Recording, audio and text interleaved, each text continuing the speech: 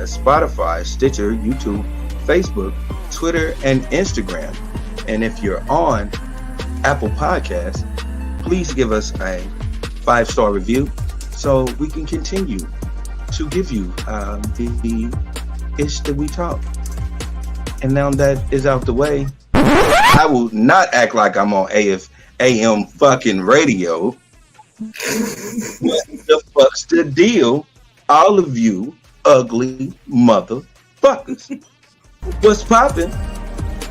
I'm here with you. We here together. We gonna make this shit pop. Lindsay, what the fuck is going on? My dog. Like, what will be a breaking point for you where you just like, you know what? I'm out. All right. Yeah, so I was about to say this is where we asked the audience. Yeah. So you already said cheating, right? Yeah. Cheating. Okay. So Anybody you're not giving a pass or nothing like that. There ain't no way. That's no way. Do it once and do it twice. There ain't no way. You lose respect to yourself. So it's like if it's just cheating for her, like so if it's cheating for you the same way too?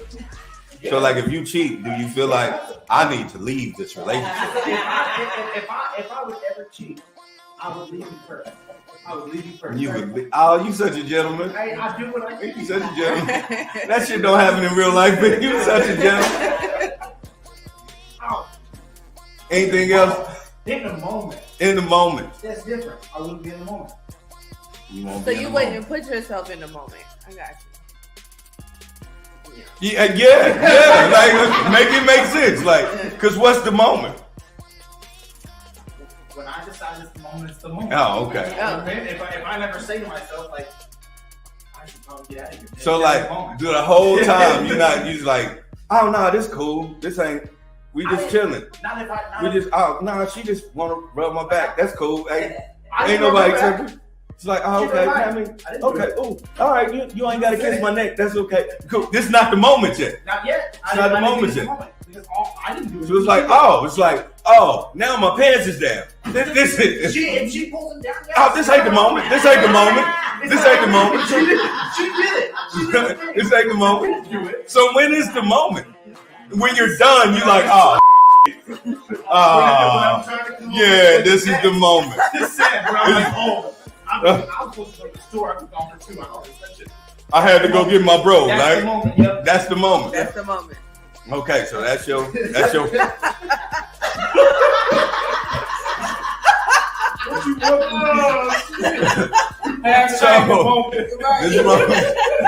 So this is cheating for you. Like if she cheats, oh hell no. But like I just had to wait on the moment. Like no. That's ain't the moment. That wasn't the moment. No, she sucked my d. I didn't ask for it. I don't say the words. It's like, no, I didn't know. You know when I feel something wrong, baby, I'm gonna just tell you the truth. When she was like, I was like, maybe it's time for me. Ain't no restaurateur gonna run up on Keith Lee. Let's just end that shit right there. Y'all talk a lot of shit, but y'all not about to run up on. Ain't nobody about to run up on him, slap no food out of his face, and tell him, bitch, what? Like that's just not gonna happen to you in no way, shape, possible. So Saucy Santana got in on it. He pretty much was like, tag me in, and he snapped on DJ Academics and told him to pull up. He was like, go to my page. We got all kinds of bookings. We outside. Come pull up at one of the bookings, and I'll beat your motherfucking ass. Saucy Santana just doesn't look like the homosexual man that you gonna hit, and he looks like that dude off of Low Down Dirty Shades. He ain't about to grab his face and be like, "Oh, Bernard." Him, you slut. Bernard. He about to beat the dog shit out of you. Yeah, absolutely. Absolutely. And I'm laughing because it's gonna be so funny because you're gonna see a dude massively beating the shit out of a man with an open fist, and you gonna hear bitch.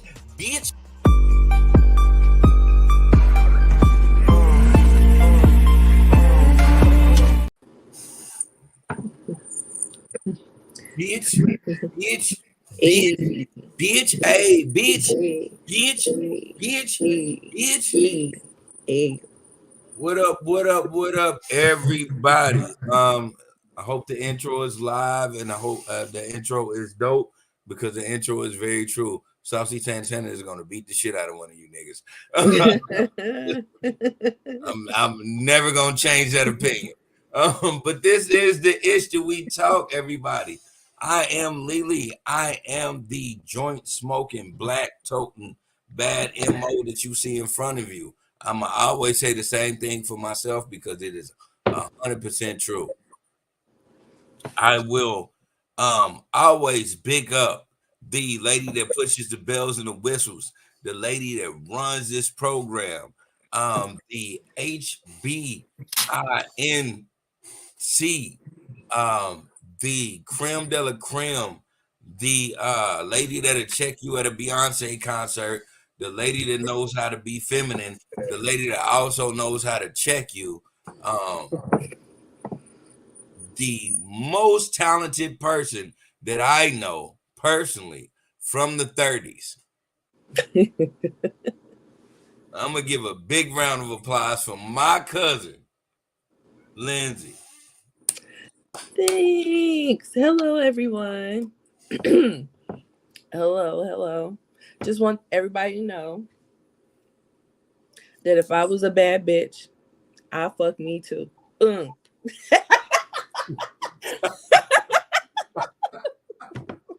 You just ain't gonna let that die. That song is so catchy. Oh my God. If I was a bad bitch, I want to fuck me too. You know what? That song is not catchy. That song is catchy as hell. You're going to be singing it all week. Watch. I'm not. You are. I'm not. First of all, I'm never going to say I'm a bad bitch. So if. You got I'm never going to say if I'm a bad bitch. I'm never going to be in a scenario where I would say, shit, if I was a bitch, I would fuck me. I'm never going to do that. That is Buffalo Bill type of fucking. We've had this debate on Facebook, y'all. Well, I'd say this is Buffalo Bill mentality. If y'all don't know who Buffalo Bill is, for our young viewers, Buffalo Bill was a villain in a movie called Silence of the Lambs. He had a scene where he literally was in the mirror saying, "Would you fuck me? Because I would fuck you." And that nigga was constantly saying that shit in the mirror, and then he tucked his dick and start flailing around with his dick tucked like a bad bitch. Like, this is definitely Buffalo Bill mentality. I don't have Buffalo Bill mentality. You make a great argument, but my argument is I'm going off of like the visuals and the mentality. And I think that is Prince. It's not Prince. I can so see Prince saying that. If I was a bad bitch, I want to fuck me too. I want to suck me too. I want to hump me too. I'm gonna end that just like this. Prince had a fucking era. Prince ran through the fucking industry for 30 plus years. You know what Prince never ever did?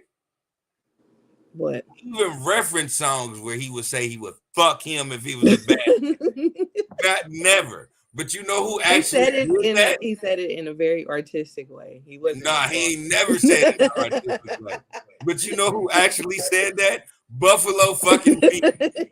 So my listeners, especially my people on Twitch, I never, ever not doubt y'all. My people on Twitch, y'all should put that song right there in the scene where this nigga is dancing in the mirror, and it will make way more sense than a Prince reference. I like my Prince reference, but for real, like, again, going back to the visuals, that shit is Zoolander all day.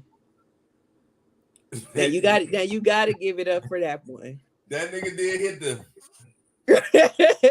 bitch. Is we fucking or what?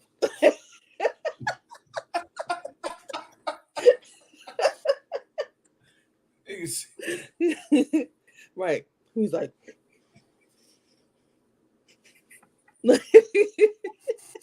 He was cutting up.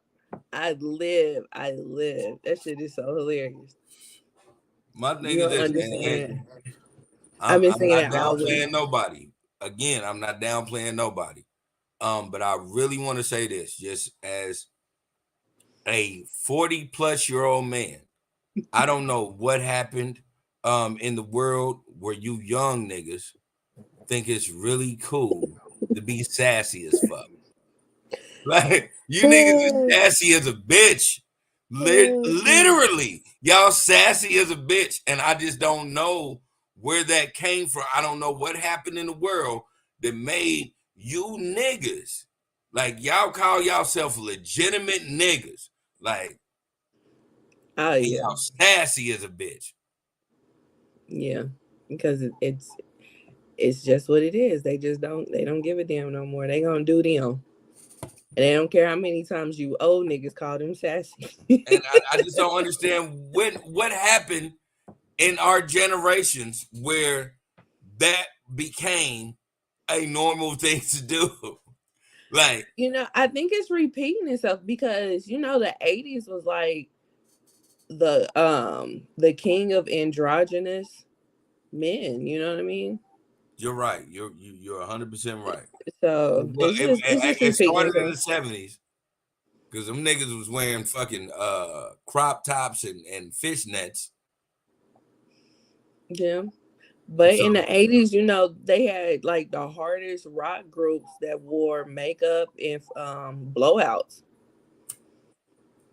And you couldn't tell them they weren't masculine. They had all the women. it's crazy because you couldn't tell them that you 100% right because you couldn't tell them that they wasn't masculine. Like, you Yeah. can't tell NLE Chopper that song ain't slap. Cause the song do slap now. Shit. Now. Only Whoa, only thing I whoa, will say is whoa. like, Whoa. what, like, yeah, whoa, like, just like that, like, whoa, like, I'm not a part of that generation that it's like, hell yeah, I'm feeling this. It's like, I mean, whatever you want to do, young man. It's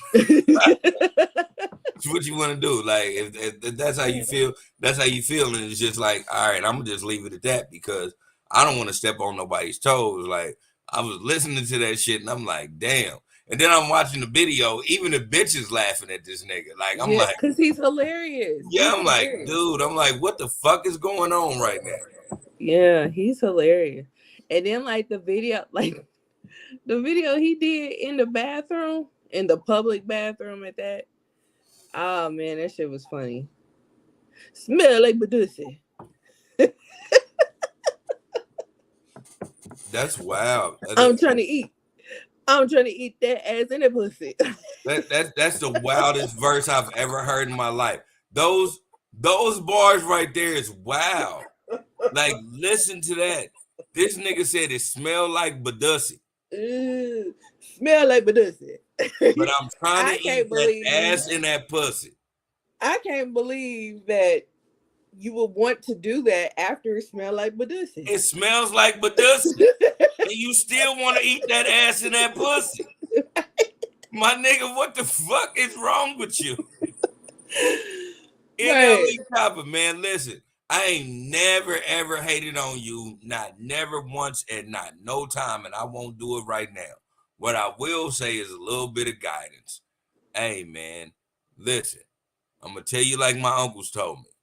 If it got a little twang, go ahead and do your thing. If it stink, walk out of that motherfucker like you in a mink. Like, you cannot touch that bullshit right there. Oh, goodness gracious. Walk out like you in a mink. That's Walk tough. out like you in a mink. You can't be around that type of shit. Mm. No. That nigga nasty. It's obvious by them lyrics. And this is the second one. And that's the crazy part because he said some wild shit in the first one. And people was like, well, wait a minute. What did he say? Run that back. But this one, he went there. And that shit catchy as hell. I've been singing it all week. It's not. No. It's so catchy. Hey man, I'm gonna be so upset in my timeline if I hear a young man rap these lyrics. Smell like Badussi. I want to eat. I want to eat that ass in that pussy. I am going to be upset at these young men. I'm like, I'm embracing getting old to the point where I can be on my Dick Gregory like, it is doo-doo in there. What are we doing? It is doo-doo in there. Man, that shit is hilarious. That song is hilarious.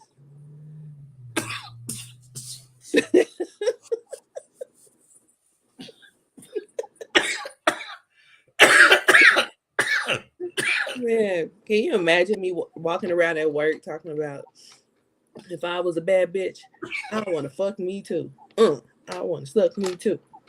Like I've really been doing that all week. I'm gonna lose my shit if I ever see any young man bumping this shit. I'm gonna laugh so hard. This shit is gonna be terrible because I frequent Westport a lot, and you know it ain't nothing but a bunch of young niggas in Westport. I'm gonna lose my shit walking through Westport by myself because that's what I do. And I see a group of young niggas, and I see, and I hear them blasting. If I was a bad bitch, I would have fucked me too. I would be like, what the fuck is going on? I am willing to bet that at his shows, they're going to be singing every word. I've been reading the comments and stuff. It's a lot of people that was like, I didn't know a song he sung until this one, and it's catchy. And then people are like, I hate that I like this song. Like, people are really like gravitating to it. This song goes right. So silly. It goes right into the category of I'm too sexy for my shirt.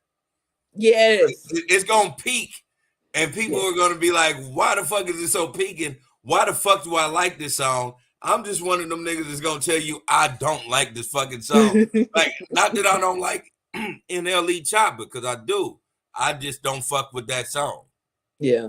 I'm never gonna look Jasmine in the face and say, if I was a bad bitch, I would fuck me too. But that's kind of like something you say in the mirror. So you wait. I would never look myself in the mirror and say, if I was a bad bitch, I would fuck me too. Like, nigga, I just don't have that type of. I don't have that much femininity in me. I guess. Let me say that without being culturally inappropriate. You know, niggas be in their femininity, and that's fine because you know sometimes that shit really works out. It helps relationships, all that shit. I'm not in my femininity enough to say that shit. Sometimes it's not a bad thing, you know? Yeah. And sometimes that shit just sounds weird to a nigga. Like I said, it brought me right back to Buffalo Bill. Like, would you fuck me? I'll fuck me. And then walk around. Like, in my mind, this is what I imagine. I imagine LL Chopper saying, would you fuck me? I'll fuck me. And then standing up with his dick in the middle and he just like,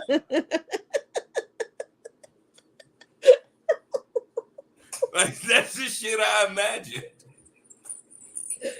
Oh my God. Speaking of, did you see his photo shoot? His recent photo shoot? No. Okay, so do you remember that Tupac photo shoot when he was in the bathtub with all the gold chains? Mm-hmm. So NLE Chopper did that same photo.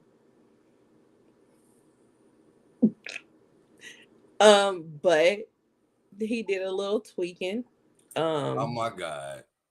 He got like what it was. He got a whole bunch of rubber duckies in the tub. He got the chains. Now he got the chains. And he got on some yellow shoes. They look like they may be like hunter shoes. And then he added a bunch of rubber duckies in the tub too. I don't get the rubber ducky part. Like, but when Tupac did that, you know why Tupac got a pass? Because he was dropping some of the hardest hardcore music ever, and they put him in a rock star level when he did that photo shoot.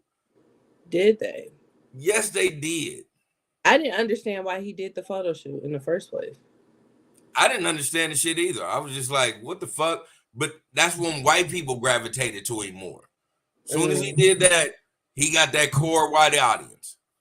Okay. You know, now, in that space that I'm talking about, this is when you give Pac a pass. Now, you do not remake Pac's photo shoot ever unless you are superly thorough as Tupac. Case in point, Kendrick could have did it. Kendrick would have never did it. Kendrick would have never did it, but he could have done it. Yeah. Case in point, who else can I mention that would do some shit? That can do some shit like that, but establish where he came from.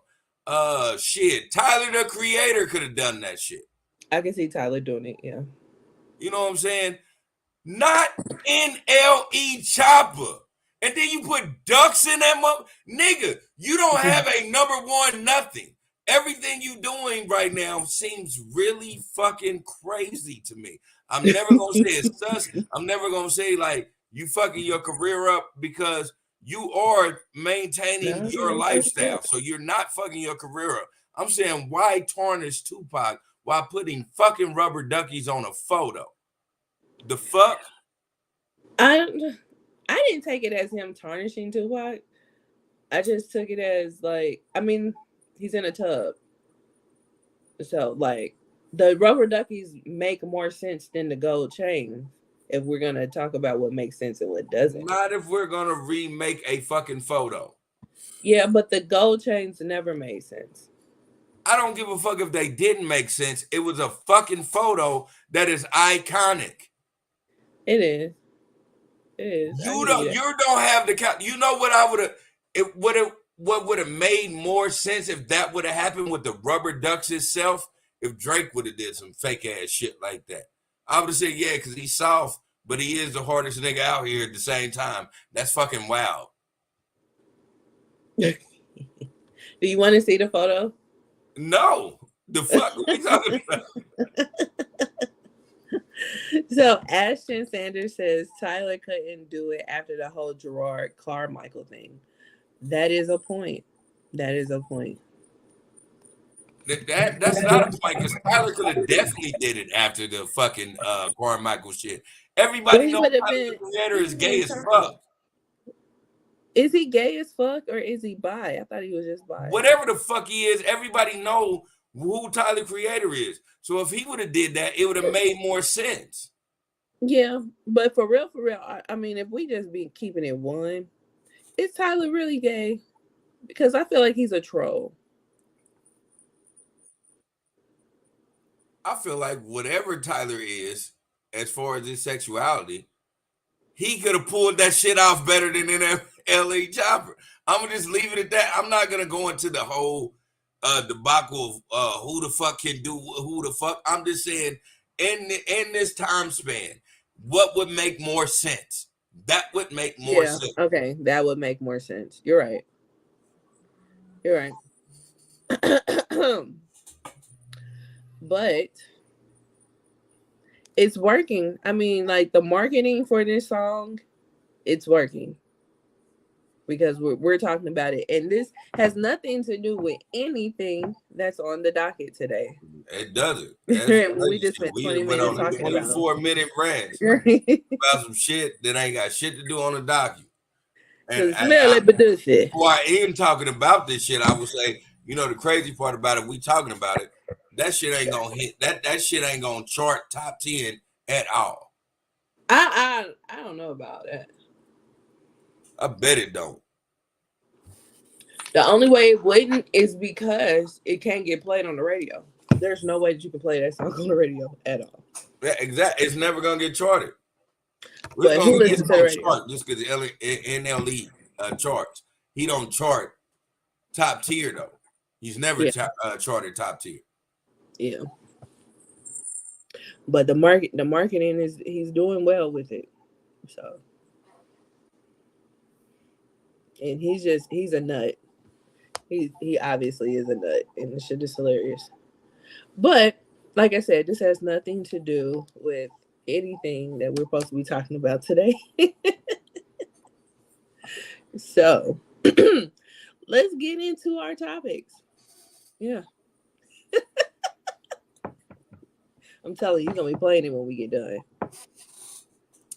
I won't. You're gonna be washing dishes talking about smell like Badussy. Damn it, Lindsay. Would never. I'm not touching it. I'm not touching that one bitch smell like Badussy. I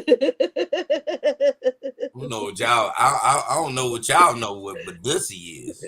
But I ain't fucking a bitch that smell like Badussy. Now that's the part that I was impressed by, because I'm like, how many of these kids today have seen How to Be a Player? You know what I mean? Right. So I was impressed. I was impressed by that part. But anywho, so let's go ahead and get into our topics. First, we would like to send our condolences to the family of O.J. Simpson, Orenthal James Simpson. For those of you that don't know what O.J. stood for, because there's a lot of people that didn't. That's wild. That is Orenthal James. Yeah, Orenthal James. Like light bulb went off. You take the nigga way of saying it. I'm always gonna say what white people said on camera. Orenthal James. Yeah. Or wait, she stumbled. Remember? She stumbled. She was like, Orenthal James. I'm never gonna not call him that. Right. So yeah. So we send out our condolences to his family.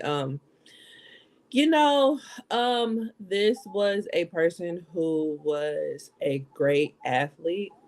He had a lot of accolades as an athlete. He also was an actor, and he did a lot of acting jobs throughout the years. A lot of people knew him for being one of the characters in the Naked Gun movies. That's what I remember him doing. He also had a lot of endorsements as well. One of the most iconic endorsements that he had was his Hertz commercials, where he was running through the airport. He was a father and a grandfather, and of course we all know him for being infamous. I don't necessarily want to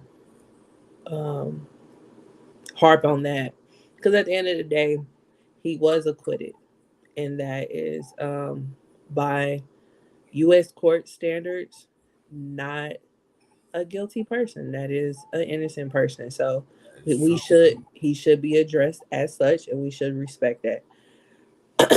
Because y'all want us to respect the courts for any other decision. So let's respect the courts for this decision as well. So to keep continually calling this man something other than his name for something that the court of law found him to be innocent of is just flat out disrespectful. Like, you wouldn't want, like, if you were an innocent person, you wouldn't want people to keep calling you a murderer. That's a fact. You know what I mean? Right. So I just find that very distasteful, especially like it's similar to how people acted when what's his name, Kevin Samuels passed. Like, they were celebrating his death, and that's just one thing I just don't do is celebrate somebody's death. I don't care what the person did to me. I don't care how much I hate the person. I'm not gonna celebrate their death. But I'm not everyone. So yeah. So rest in peace to him. Do you have any words? Oh, you know I do. I know you do. Again, rest in peace to OJ. Let me tell you who Ornthal James Simpson was. Ornthal James Simpson was an incredible running back for USC. Broke records, was amazing. In USC, Ornthal James was someone who would throw his teammates under the bus. He got caught at a dice game. And when everybody got caught and they went to the dean's office, he walked out with the coach and they asked him, "Why are you walking out?" And he flat out said, and y'all could look this up so y'all don't know I'm lying. He flat out said, "Oh no, I just came with the coach to bring these guys in." So Ornthal James always been on self-preservation. Ornthal James was a man from San Francisco, a black man from San Francisco, who was great at what he did, and because he was so good, he relied on his talent instead of relying on his people. He also got caught up in what it was to live the limelight under white folks as a college student. I'm just stating him as a college student. He is also, as a college student, a nigga who not only stole his best friend's girl, but put babies in her. Nobody really talks about that though, but we're gonna put that there.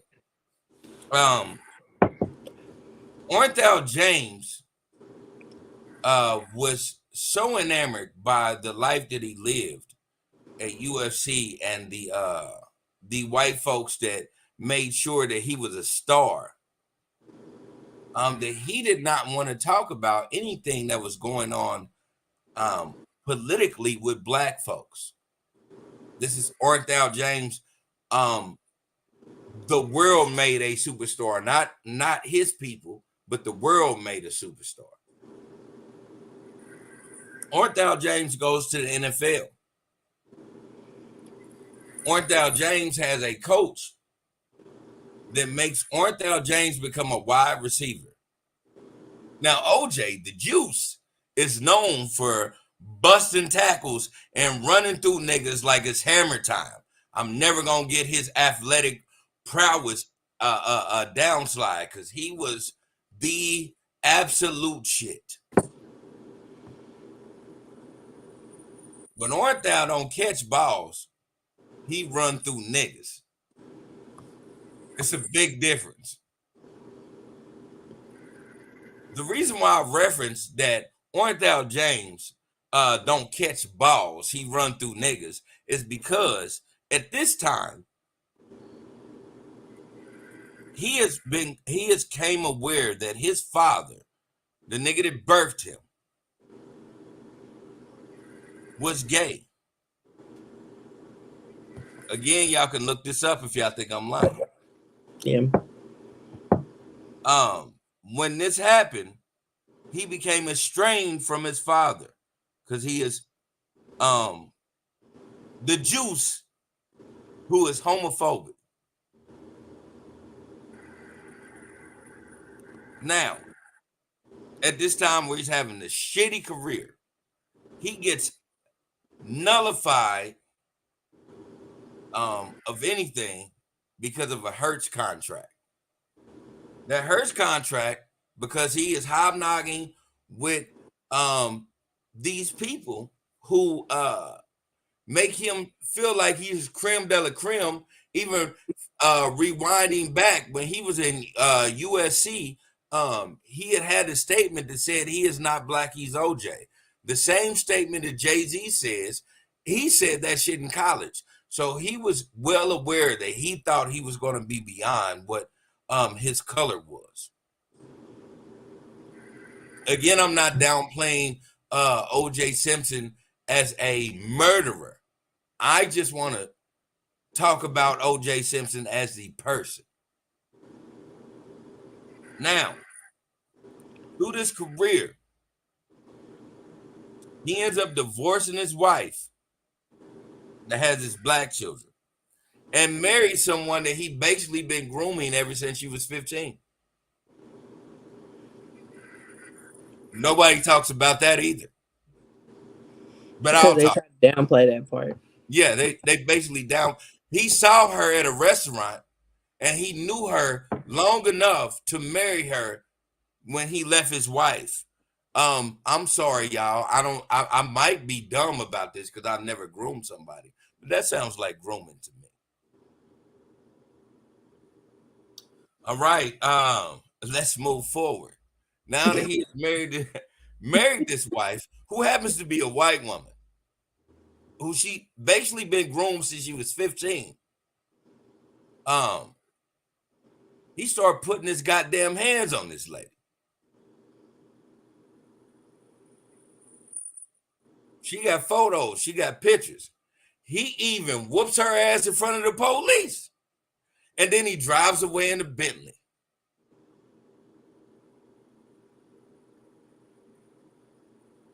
And then this woman happens to become, after a couple of years, unalive. It just happened to happen. That's cool. Not that's cool. I'm not gonna downplay her. Rest in peace to Nicole Simpson and Ron Goldman, because I ain't gonna say it as cool like that because we lost individuals that didn't need to be lost. But what I'm saying is, this happened. They accuse him of it. He gets acquitted. He is not guilty of this murder. So he's not, again, like Lindsay said, we are not going to be talking about that shit because that has been proven in court that he didn't do it. We're going to mention any of that shit that happened. What I'm going to mention is this man decided to make a book called If He Did It.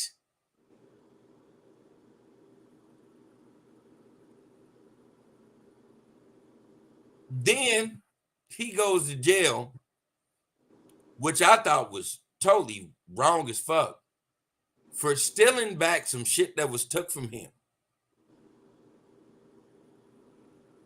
And they sent that nigga up the river because they think he got away with some shit. Mm-hmm. Now, fast forward, we come back, and OJ don't give a fuck. OJ is still, I don't fuck with y'all don't fuck with me.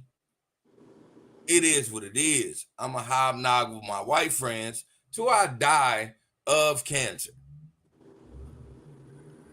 This is a timeline that I give you that I know. It could be more shit. I know it's more shit, but this is the timeline I know about. Jontay James Simpson. Whenever we get through, this was a deplorable man.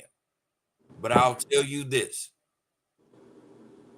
At the time that he got acquitted, every last one of us, young, old, and in between, needed a win as black folks. And that was an incredible win. And I will always respect it. Because you got to understand, at that time that happened, we were under so much scrutiny in California alone that they had killed young and old. And nobody had no answers for nothing. And niggas was getting away with pure D murder. So the fact that we actually got a win I'ma forever stand on it. I don't give a fuck about O.J. Simpson. But you know what I give a fuck about? Not guilty. And that's my stance on that. Well, you definitely have a stance. So he's watching. Hey, she says, "Hey, Ish Talkers. I remember the OJ trial, but never knew he played football or anything like that until later. The stuff earlier in that was crazy. Them boys was watching the girls." And then Ashton Sanders says, "I feel like we do not. I feel like we do need to mention it, based on what the jurors said. Black jurors mention what in particular." The trial as a whole, or the verdict, or what? Again, I mean, for me, Ashton, I'm just not gonna. I don't want to bring that up just because in a state of law, he got found not guilty. Mm-hmm. You Yeah, know, and I'm Ashton sorry. also says, needed a win. I agree. Yeah. Yeah.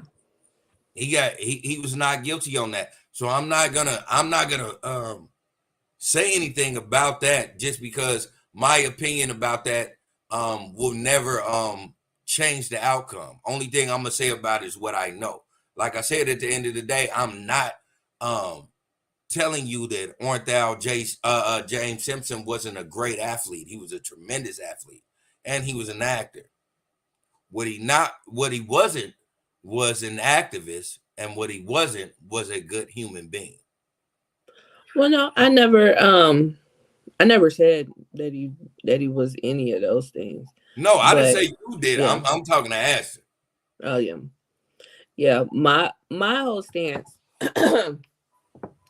First off, I have a stance that I have been having for a while. And that's, I don't talk about that trial with white people. Because if we get into this conversation about that, we will not end up being cool after. So I don't engage. And I'll be a Karen. Like if I'm at work and I hear people talk about it, I'll be a straight Karen.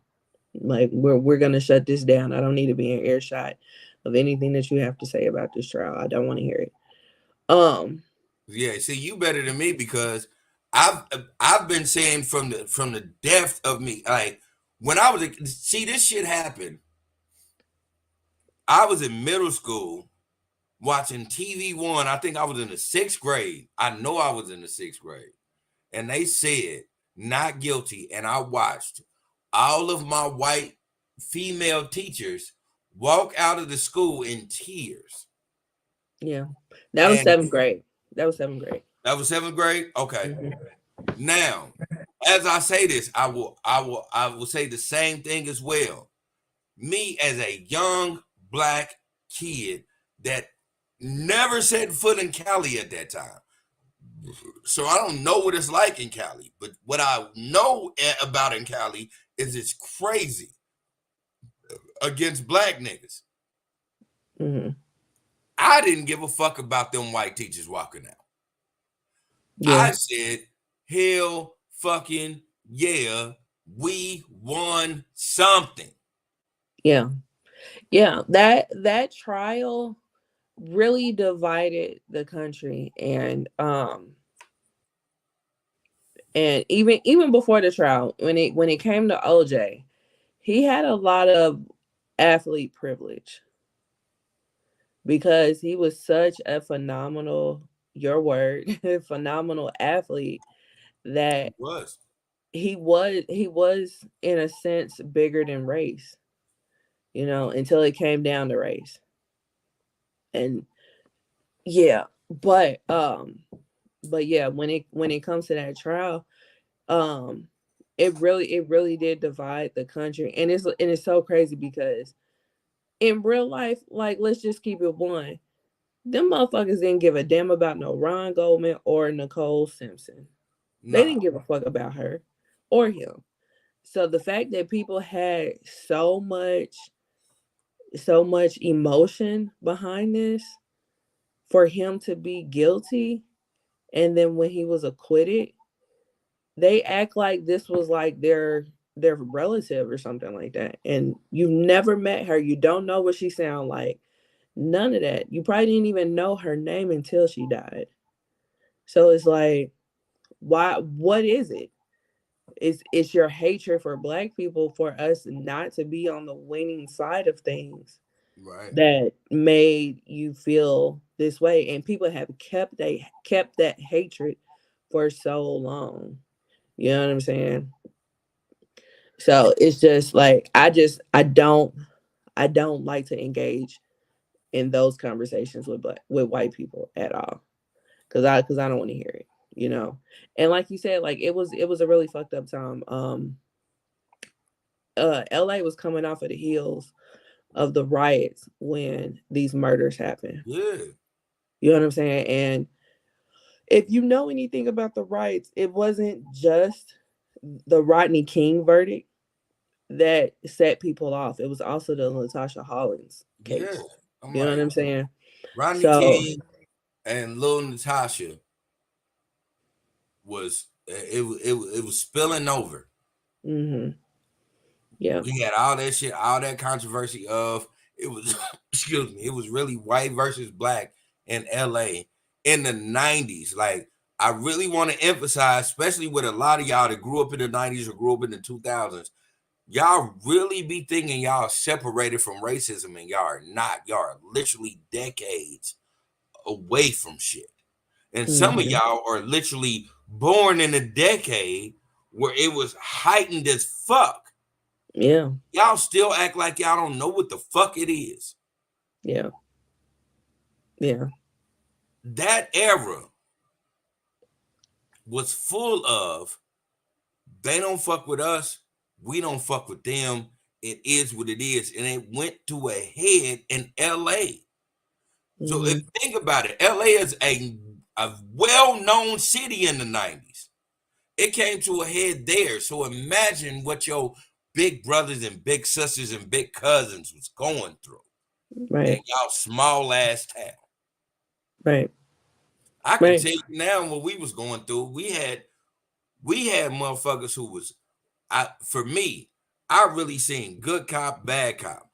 I really seen cops that have come through, play basketball, give cards out, basketball, baseball, whatever cards out. And then I also seen cops that would literally watch you all day, wait till you made a mistake, and run up on you just to embarrass you in front of your mama. Like, y'all really don't understand how controversial. And I was a baby back then, and I seen that shit was crazy. Mm-hmm. I watched the motherfucker, real shit, a hand to the Bible, man, on my son's life. I watched the motherfucker pull up, ask a motherfucker about a certain individual. Nigga start walking away.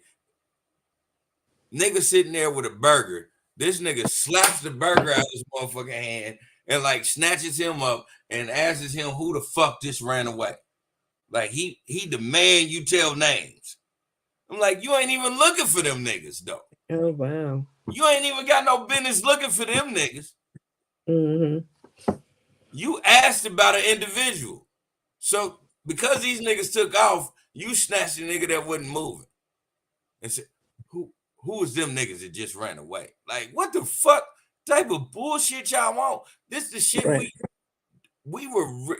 y'all be thinking this shit happened in the 50s and 60s. This is when we was trying to make a movement. Y'all really don't understand. We was and still are second class to a lot of these motherfuckers. Mm-hmm. Y'all Yeah. it ain't like that for me, because I be fucking white bitches.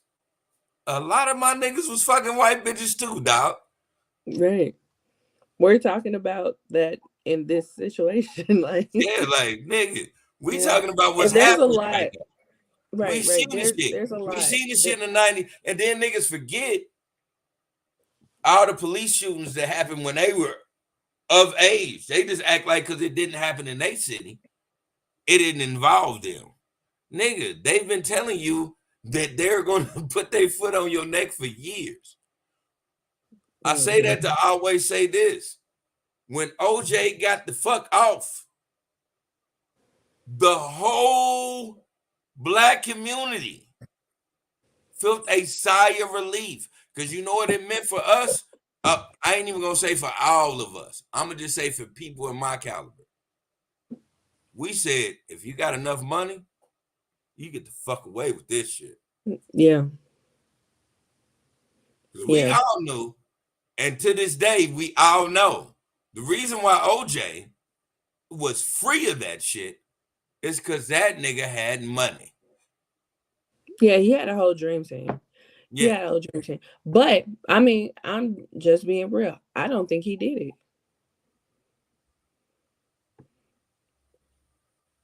I don't. Okay. I mean, I'm not gonna I'm not even gonna go to, down that rabbit hole of how I know he did it. I'm just gonna say, I mean, black people needed a win at that time, and OJ was our win. OJ was our win. OJ definitely was our win. Yeah, because it was bigger than him. It got to the point where it was bigger than him. But I mean, people can make arguments on how he did it, and people can make arguments on how he didn't do it. Or he can make a book about how he did it. Well, yeah. I'm just saying. That's like the whole OJ thing is a whole episode by itself. So I'm not even gonna open a can of worms about the book. Right. But yeah. Or he can taunt a reporter because he knew he had enough money to get off. Like we can go into all. Yeah, we can do a lot. We can do a lot. Yeah, we can do a lot to know that nigga knew he was getting off. Yeah, like there's several documentaries that prove his guilt and his innocence. The one that proved his innocence won an Oscar. So then we have the miniseries. Yeah. We have the miniseries as well that, won all kinds of accolades. So yeah, like I said, we could do a whole episode on this. Because I was fully engulfed. Me being a little 6th grader during the trial and in 7th grade when the verdict came out. Yeah. Me too. I was in debate class. So one thing I will say is it's always funny nobody brings up the cut on OJ Simpson's thumb and the various stories that people came up with about it because they heard it from him. It was at least 4 different stories of how he had his knuckles cut. I only heard one story because he broke his glass. No, it was one he broke his glass. It was one he cut it on a tee. It was one he was cutting. He was cutting oranges. It is 4 fucking stories that he have told people about the cut on his fucking knuckles. But what also is true as well, which I'm gonna say this and we're gonna move on. Because, like I said, this is a whole episode in itself. The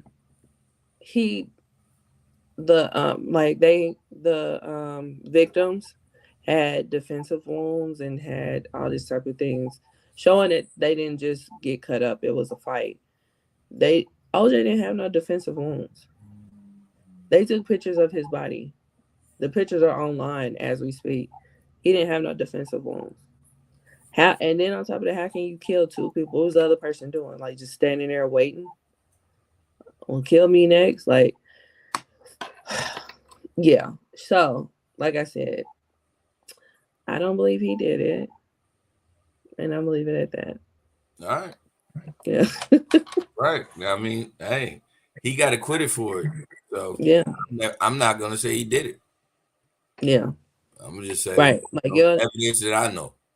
Yeah, like you especially not in public. You'll never catch me saying no shit like that. Yeah, I ain't gonna say that. I always say, at the end of the day, we as black people understand that win was a win. Yeah. Yep. Yeah. So, a couple other things was that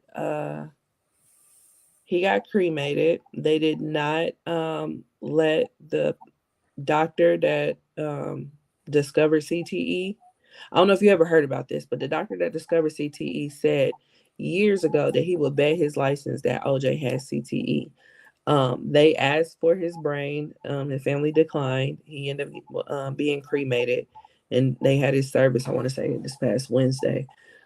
His lawyer initially said that the Goldman family, because he had that judgment from the civil suit, that he only paid like $100 and something thousand on, and he owed like 33 million.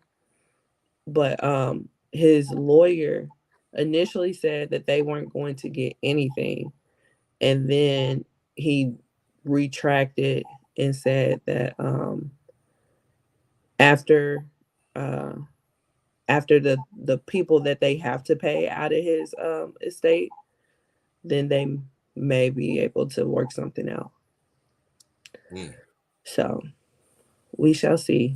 But yeah, that's. I'm gonna say this: OJ paid whatever he had to pay to get free. He knew he was gonna be in debt after that, and he didn't give a fuck.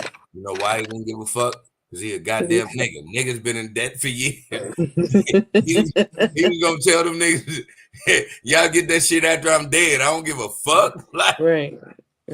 I paid in blood. Right. I would have did the same fucking shit. Like, I don't give a fuck if y'all told me I owe that nigga $100 million. He'll get it when I die. Right.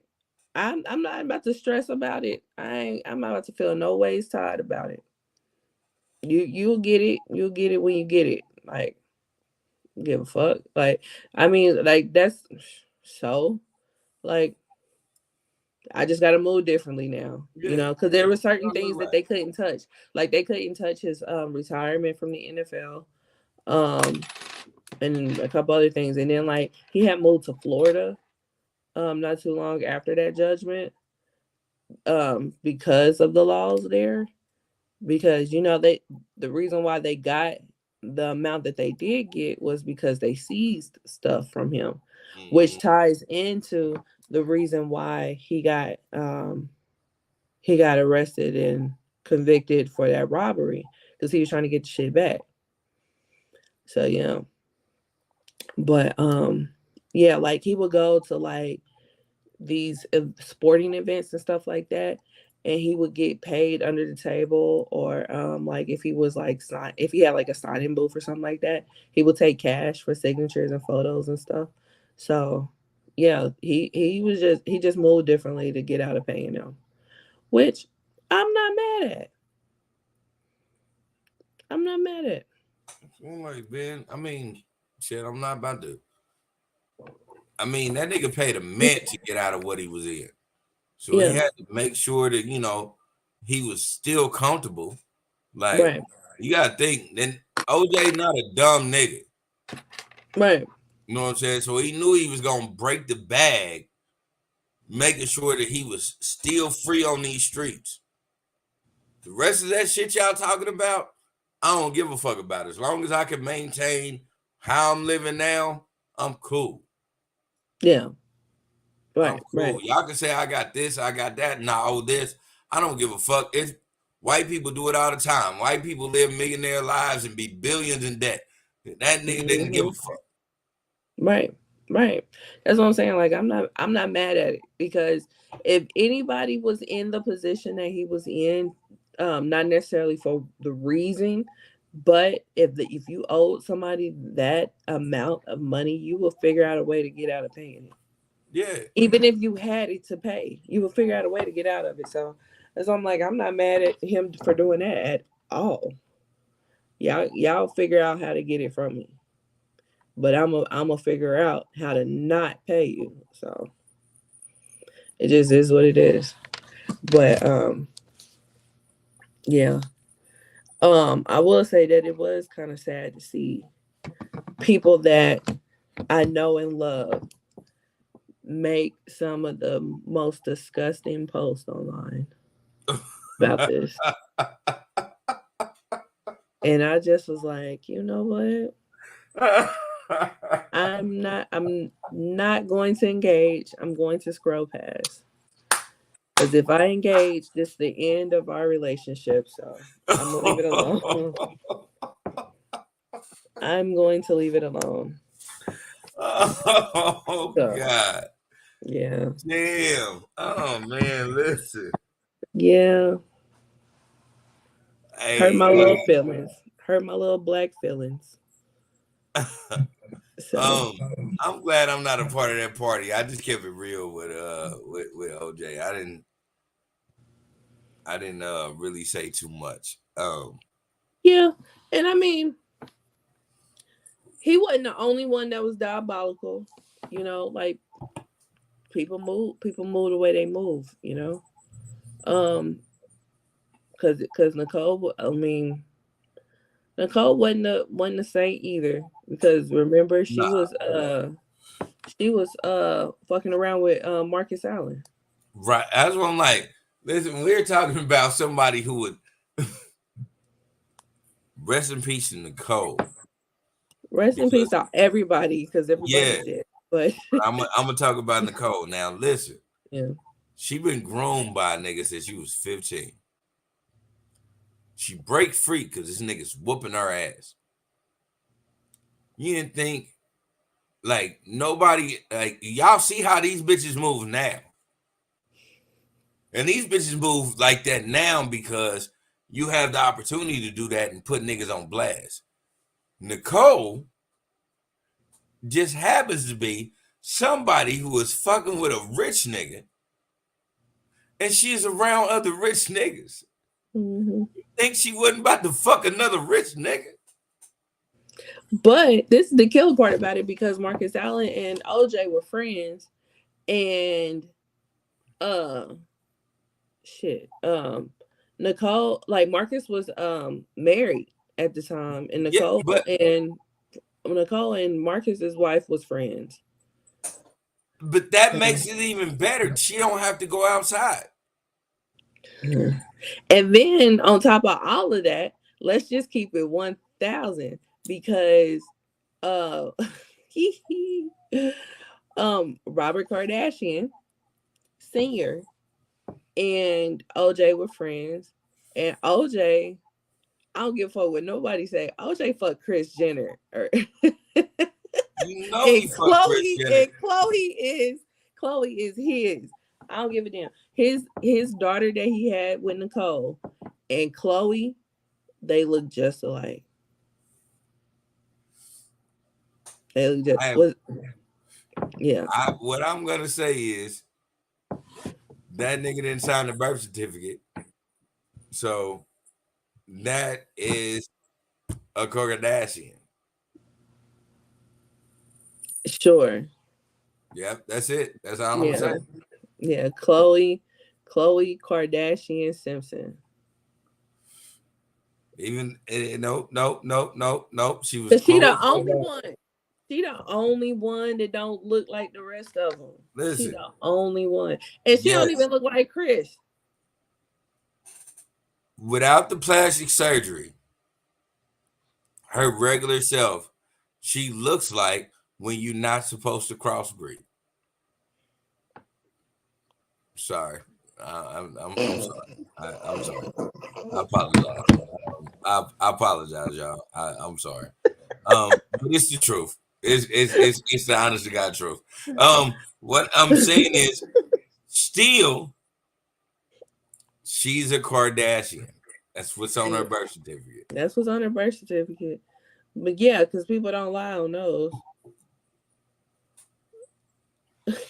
But yeah. Yeah, shut up. Shut up. You're bringing up past trauma, and I don't like it. Right. Why you bringing up old shit? Right. Yeah. You bringing up old shit. Yeah. I told you that in confidence. My bad. But yeah. So that is our OJ talk. Yeah. So yeah. We got a lot of fuck shit on the docket today. let's talk about this fuck shit. So, his name is Jontay Porter.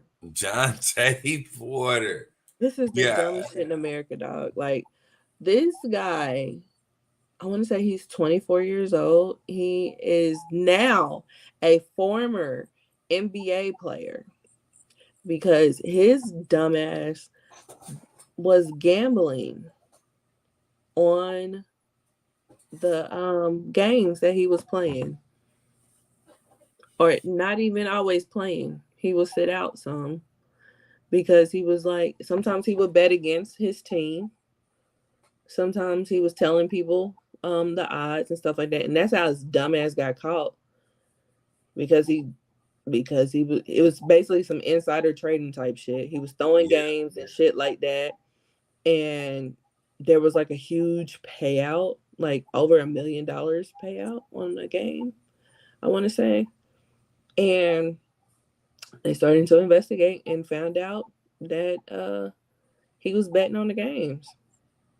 And now he is banned for life from the NBA.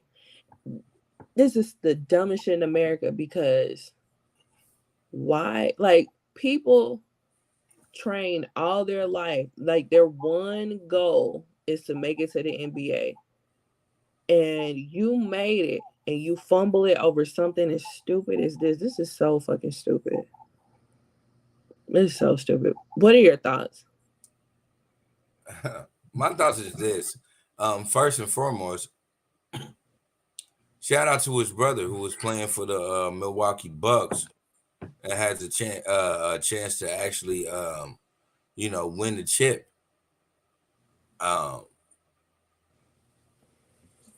You squandered yourself for your net earnings in gambling when they looked it up was less than $23,000. Your total earnings in the NFL, NBA, is over $2 million. You're not a star player. You're not the best, but your net earnings was over $2 million. So you drop. Let's do the percentage and break it. You lost $3 million for 20 fucking bands. Stupid. This is the dumbest shit ever. Nigga, if I was your brother, I would beat the shit out of you. Like, you have no idea how much I would have punched you in your fucking face, nigga. Because, nigga, you average 4 points a game and still manages to make $3 million a year. Why would you fuck that up? Sports gambling is legal. Sports gambling is legal for athletes when they don't bet on their own sport. Simple. You could have just paid attention to the fuck. You could have paid attention to hockey and been fine and made the same amount of money and still had a bag in the NBA. You could have did all the shit you were doing in another sport and would have been 100% fine. Stupid. You chose to fuck your life up. Right. If I was your brother, I would punch you in the face in front of my mama. If the mama has it already, shit. You fucking stupid. It's so stupid. It's so stupid. Like, if stupid was a person, like, this is the dumbest shit. I was like, huh? Like, I had to go back and read it because I was getting the notifications and I was just like, banned for life. What this dude do? For less than 30 bands. Right. Like, nigga, you didn't make a mint out of it. It would be a difference if they was like, he shook the NBA for $4.5 million. No. It'd be different if he had a whole operation going. You know what I mean? But none of this was fucking worth it. You can't This even nigga go got- buy a decent brand new car. This nigga got $20,000. This nigga is $20,000 richer. That you And gotta pay can't taxes work a on. job. Like, that's crazy. Right. How do you go back home after you fumble a bag like that? How do you go back home? Like, you can't go back home and work a regular job at this point. You can't. Niggas gonna be throwing tomatoes at you. It's gonna be, like you gonna be at Home Depot when a nigga throw a tomato at you. It ain't even tomatoes at Home Depot. These niggas are going to make they're gonna make a fucking effort to fuck you up because you fucked the bag up. Man, royally. This is stupid. This is so fucking stupid. Super stupid. But you know what? You fucked up millions for 20 bands. Right. Like, but you and can then look at you the feel for the positive. okie doke. You made a couple of racks here, a couple of racks here, and then you fell for a nigga that really came to you when you know you don't make big bets. You really came to a nigga that told you $1 million dream. You should have known you was being set up. Man, you're only making little racks, and then all of a sudden you are able to jump on $1 million deal. That ain't how the game work. never. It's never how the game works. You should have seen that shit from afar. You stupid motherfucker. If I was fucking betting on games because I only make 4 points a game, you know what I wouldn't have fell for? The nigga that was like, I got $1 million play for you. Fuck no, you don't. Right.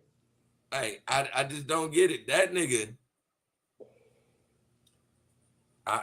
he's just the epitome of what not to do. It's like, and my Stephen A, because I remember Stephen A talking about it. Like, you're not even a Pete Rose. Like, you're not a person that made like any type of impact on the game. But right, Steve, like nobody will be talking about him. Yeah. You know, if it wasn't nobody is ever like, even Pete Rose should be a Hall of Famer because he was that good. Right. You know, and he never gambled on games when he was playing. So he was a great player, period. The fact that you're not even a great player and you lost the bag for 20 racks makes me hate you as a soul. Like, your soul essence, I don't even want to be around because you make bad decisions. We're never gonna fare bad. We're never gonna fare any type of way good if I rely on you. You gonna fuck it up for.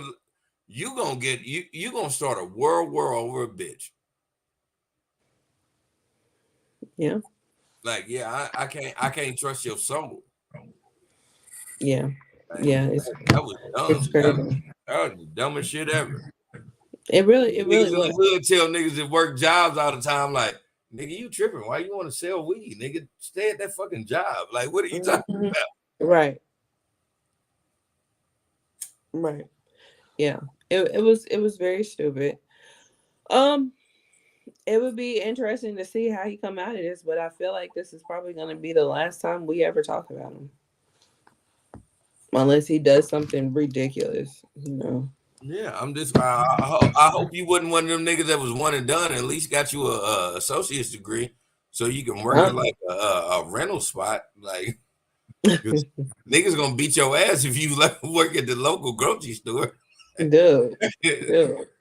They're gonna be mad that you lost that bag, nigga. You lost that bag for all of them, nigga. You tripping, dude. Can you imagine, like, if he was from some small town and he had to go back home with his tail tucked between his legs? Like, everybody's gonna be talking about him in the town.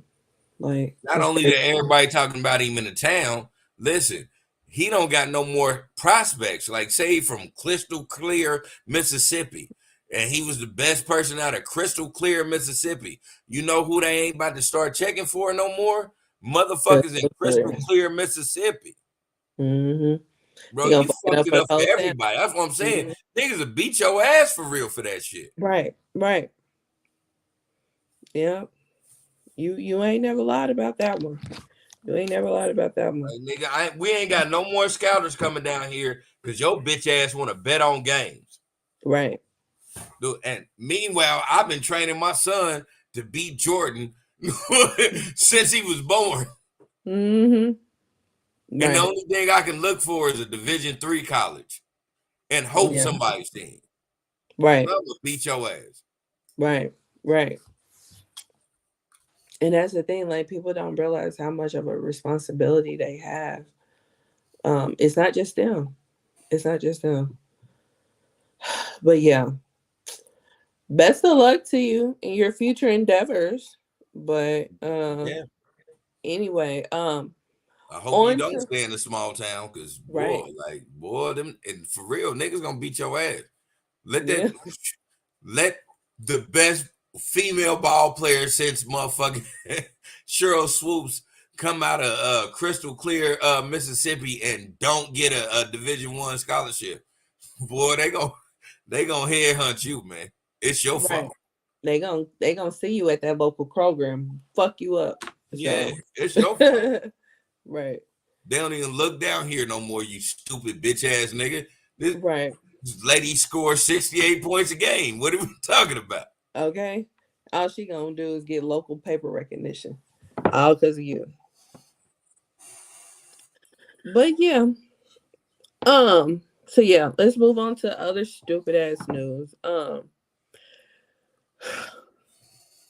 Sierra Gates. So Sierra, Sierra Gates or Sierra Glam Shop, whichever one you know her by, or if you don't know her at all, let me enlighten you. So Sierra is a character on Love and Hip Hop Atlanta. That's how we know her. She's been on there for several seasons now. She's rather annoying on the show, but she is an entrepreneur. And she got a tattoo, one really big tattoo that goes from right up under her breastplate down to the bottom of her calf. It's very big, very detailed. This particular tattoo, she used numbing cream um prior to her session. She got this whole tattoo done in one session. Um the numbing cream, however, wore off, which is what numbing cream does. It wears off. What doesn't wear off is the trauma that you just put your body through. And she found out the hard way.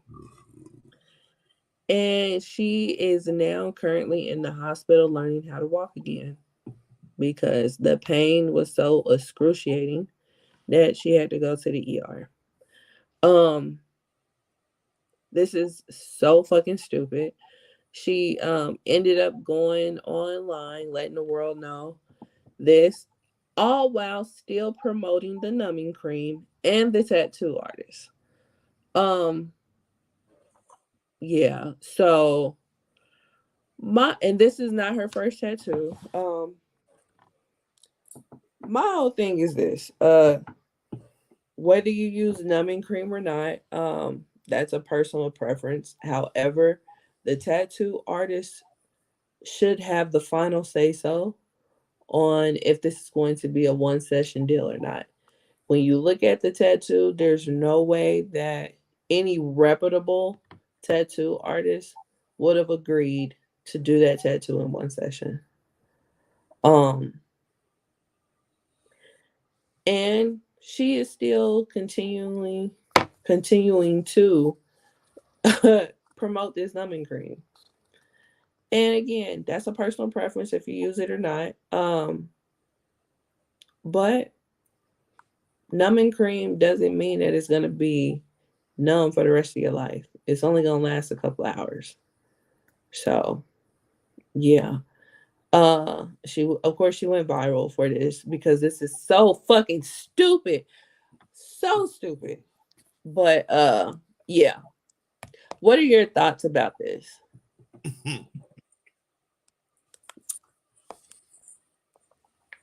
I'll first say this. Again, I'll piggyback off you.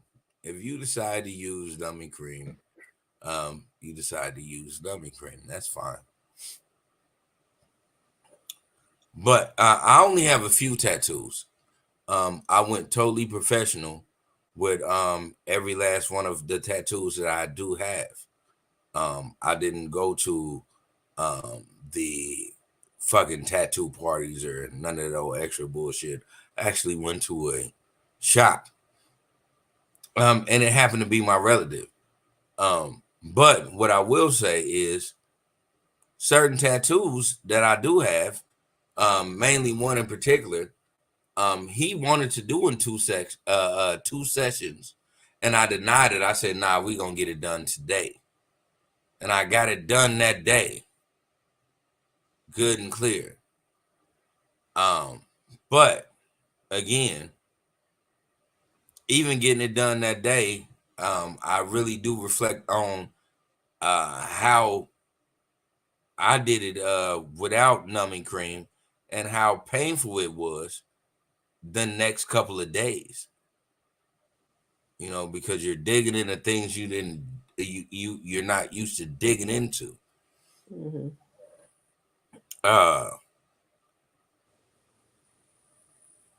I would always I'm not gonna downplay the tattoo artist, because maybe the tattoo artist was relying off the numbing cream.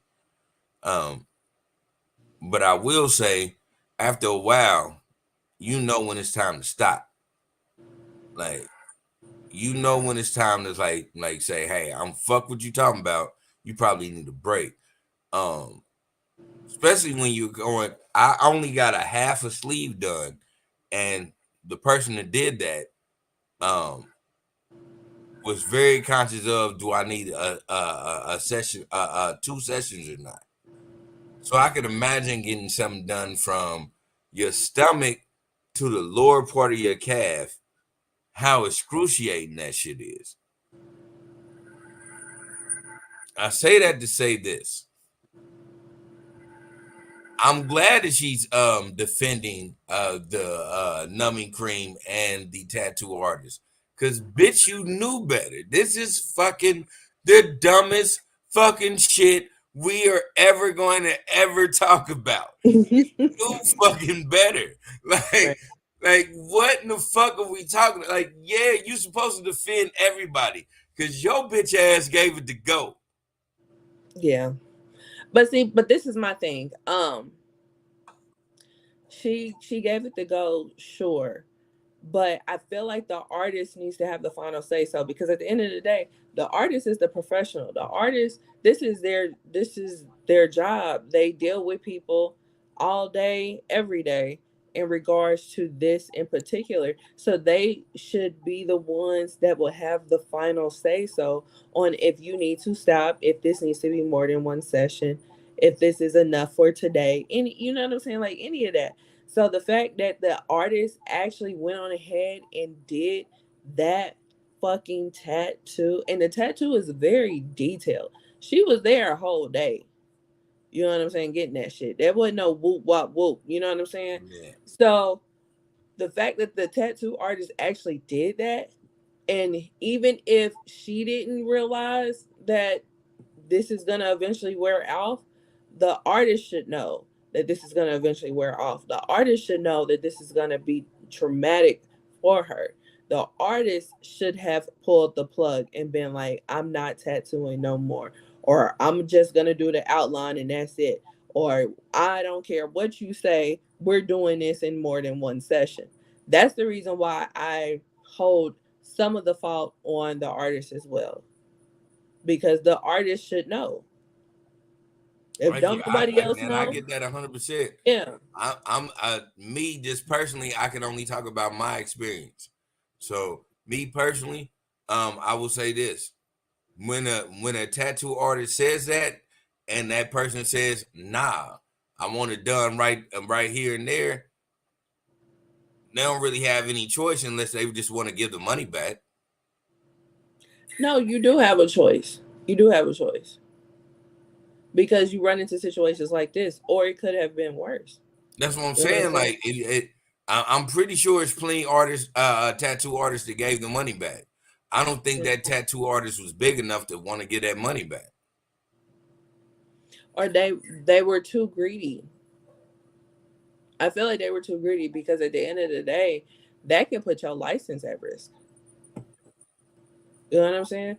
What if because you did an all day session like this and she gets infected when it was something that you knew should have been more than one session? It wasn't like this was like a tap out situation. You know what I mean? Because you can't tap out when you were using numbing cream. So you know what I'm saying? So it's not a tap out, but it's kind of like a cheat code. I agree with all that, but Yeah. then I always say you have to understand where that artist is at. Um, Again, because I don't know the artist that did her tattoo, but I will say, everybody from every city to every state, y'all got a tattoo artist that's just they don't have enough revenue to make mistakes, so they're just gonna just run through shit, Mhm. you know. And again, that's when mistakes happen. They're just gonna do that. Everybody got a friend that got a fucked up tattoo that calloused over this big as fuck, all that old crazy shit because y'all was getting tattoos young and didn't know what the fuck y'all was doing. That shit is still happening to this day. It's like even the ones that are talented and good, um, sometimes they just think about the money. I ain't even gonna say they greedy. It's just like shit. Sometimes they probably need that money at the time, so they gonna take it and they gonna do what that person says to do to them. And I mean, and I understand that. However, you got to use better judgment. Um, like I get that you may be like a starving artist or whatever, and that money and that recognition because I mean she's popular, so that recognition could have went far, you know. But you still gotta put the the artistry ahead of everything else because this one tattoo could have potentially put you in a position to lose your license. You know what I mean? Then you really gonna be starving because how you gonna make money? Yeah, see, but you're thinking logical on no, you're thinking logical as a person who um doesn't do tattoos, but if you did tattoos, you would be more logical thinking that way. You're not thinking about the person who does tattoos and don't and when they gave them a bag, they already spent that bag. So they're gonna do it anyway. They're gonna do what they asked for. But that's what I'm saying. Like it doesn't serve you any good if you lose your license and you can't tattoo no more. It doesn't, but they still got it's either I gotta do this or I gotta pay this money back. And I ain't got the money to pay it back. But it wouldn't be no paying the money back because the tattoo would still have to get finished. You So have to just look at it like they paid it up front. yeah, you gotta think she probably paid for it up front. She probably said, boom, here goes this bag and this is what I want. And that nigga probably had mortgage, lease, bills, all this shit. That money gone. I gotta do this. Yeah, I get it, but it's not an excuse. It's not an excuse. Like it should not have happened. And But now the girl is up in the fucking hospital learning how to walk again because of this. Like when you see that tattoo, it's like in some pictures it look like they just scribbled black. But when you nah, get it's very detailed if you look at yeah, it. that's what I'm saying. Like when you get up close on it and stuff like that, it's an extremely detailed tattoo. which makes it that much more worse because the body went through something traumatic to get that mug. Again, and I just play devil's advocate. Again, I will say this. Lady, you knew better. Like, you knew that shit was gonna fuck you up. You knew that shit. Like, I don't give a fuck how many tattoos you've ever had and how, nigga, you know, from your belly to your fucking calf muscle, you knew this was gonna be extreme. Yeah. So I'm just not faulting the tattoo artist, because I'm sure the tattoo artist was like, nah, I'm gonna take it. I'm pretty sure he took breaks into that. Like you said, it took all day. I'm pretty sure he was like, nah, you need time to recover. And she just kept on pressing on and kept on pressing on. That's on you at this point. Yeah, I mean, I get what you're saying, but I still feel like the artist should hold some fault in that. Now, Not if they're willing. Like, if you signed that, if like it, I get what you're saying. I do get what you're saying. Don't get me wrong. Mm-hmm. At the same time, if you signed that this was gonna get, because I'm pretty sure it's contracts getting put into place. That's why that nigga ain't getting sued. If you sign for this, you know what I'm saying? If you sign for this, this is what I'm doing. Mm-hmm. Period. Yeah. Either that, I'm gonna stop it right. Like you said, self-preservation. I'm not gonna keep on playing games with you like that unless it's signed that, hey, like, this is what you wanted me to do. Mm-hmm. Yeah. Now, would you use numbing cream? But I use numbing cream on my skin. I wouldn't. I wouldn't do it. I would always just have them raw dog the ink, pause. But I would always have them do that just because with my skin, like, you know, I'm a paper bag ass nigga. That's what that's what they always call me. I'm a paper bag ass nigga. So because I'm a paper bag ass nigga, I don't want nothing to, like, they have to make a mistake or loosen all up with the cream. Like, when you put the cream on your skin, like, you know, it make your skin more smoother and all that old extra shit. I don't need that. I want you to, like, actually indent that shit in what my natural skin is. So when I do lotion my shit up, that shit just highlights it out more. Mm-hmm.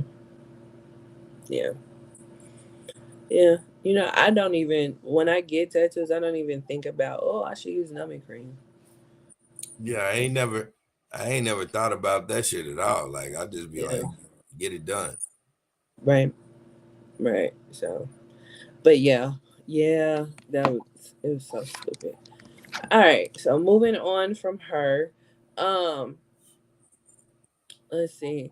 Now this story is kind of a fucked up story. Honey Boo Boo. If you're not familiar with that name, Honey Boo Boo, that is this young lady who we've been knowing her since she was a little girl. She was on I want to say Toddlers and Tears. I want to say that's the reality show she was on initially. Mm-hmm. And then she was on, from there, she had a spinoff show called Here Comes Honey Boo Boo, which had her whole family on it. And now, and I think both of those were on the TLC channel. But now her family has a show that's on We. It's on We. Initially it was because her mama name is Mama June, and initially it was her show because she had lost a lot of weight, and then it turned from that because she gained the weight back. It turned from that to being called Mama June Family Crisis. So basically, the thing that's going on with the family is that Mama June is an addict, And she ended up losing custody of Honey Boo Boo to her other daughter. And so her other daughter is raising Honey Boo Boo. Honey Boo Boo is like about to graduate high school now.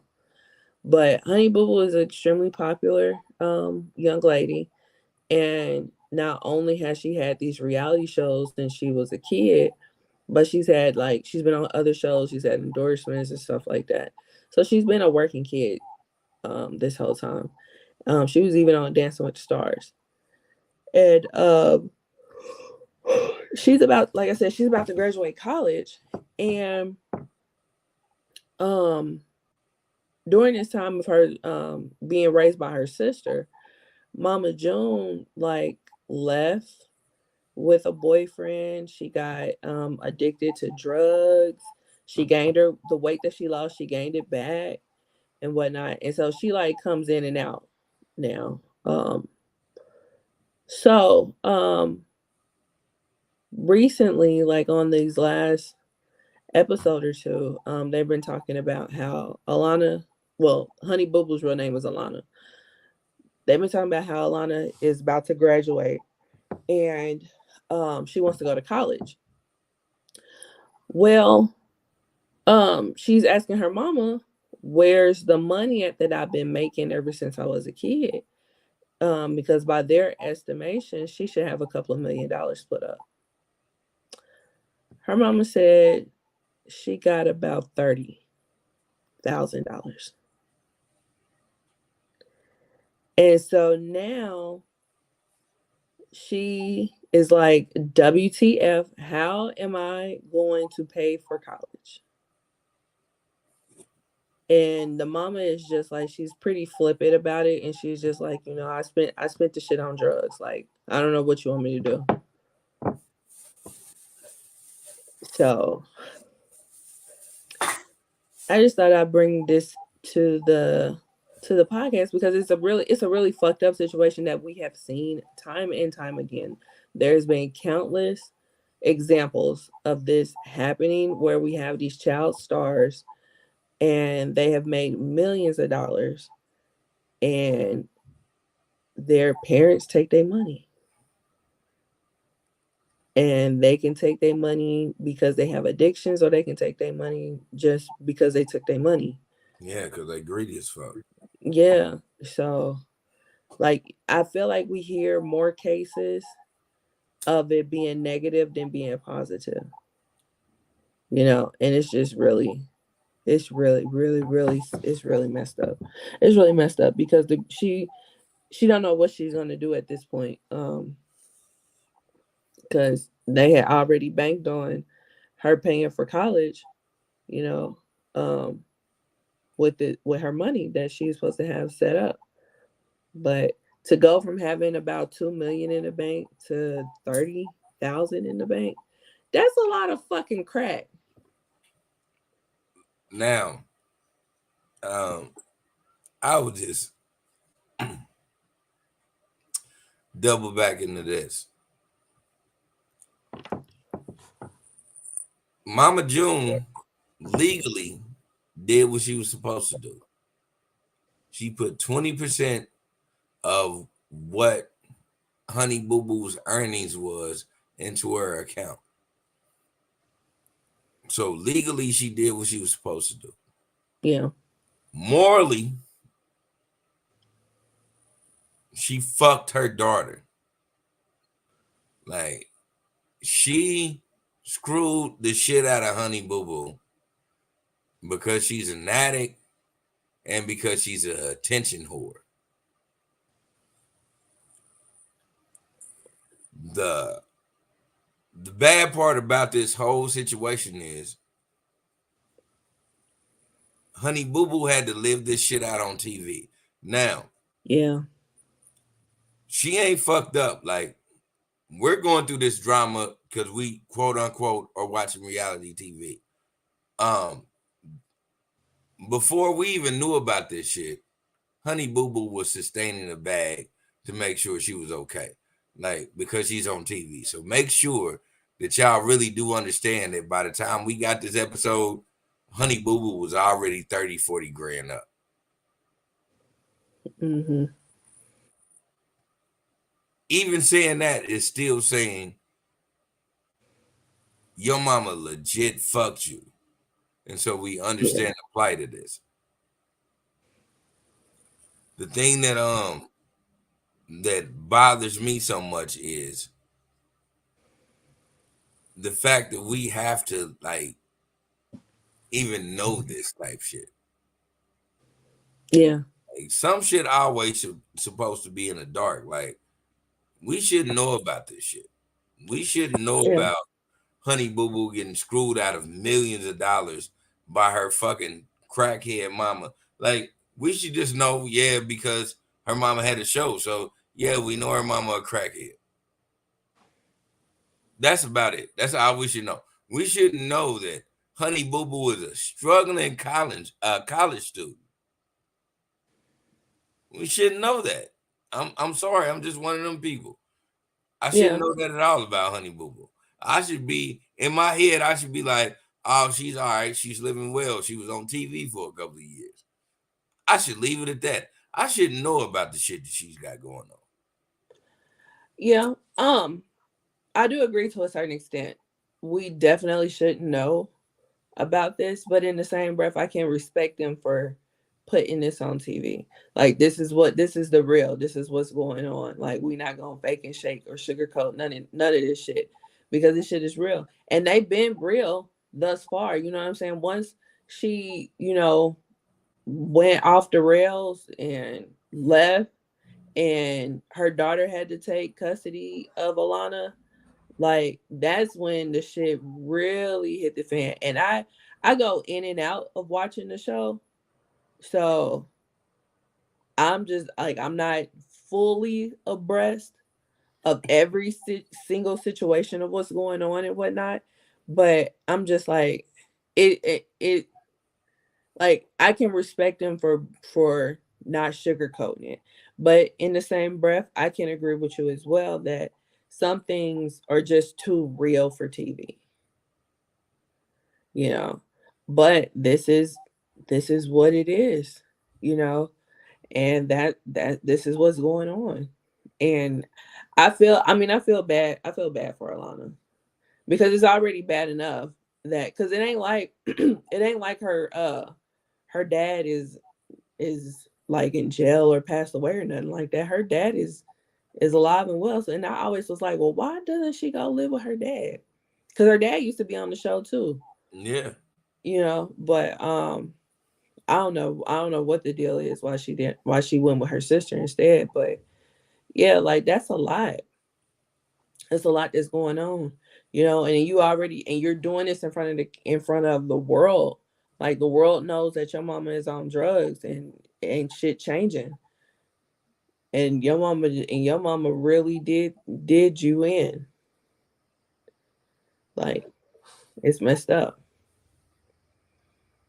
It's a messed up situation. And unfortunately, it's not the first time that we have heard of this. And we've heard of this, on larger scales and smaller scales. You know what I'm saying? It just sucks like because there's people out here that just really want to be parents and they can't. And people are blessed to be parents and they be fucking their kids over. And Yeah.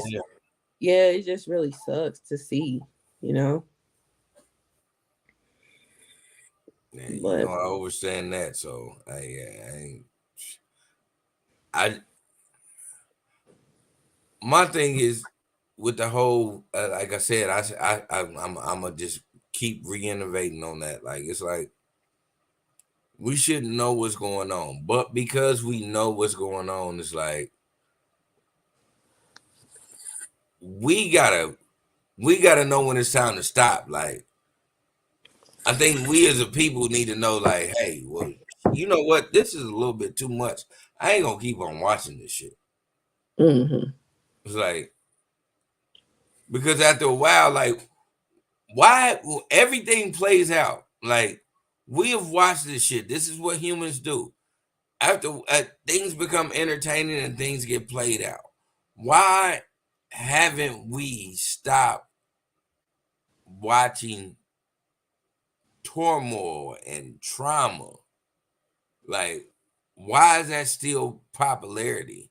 Like, they put it in reality show. Like, this is not reality. Like, you don't have to live Honey Boo Boo's life. You don't have to live real housewives of fucking Chattanooga. Like, you don't have to live these lives to actually like live a life. So why are we still dwelling on that type of reality TV? I always that's just me. I've always bugged at that. Like, I thought that was gonna die quicker than anything, and it hasn't. It just flourished.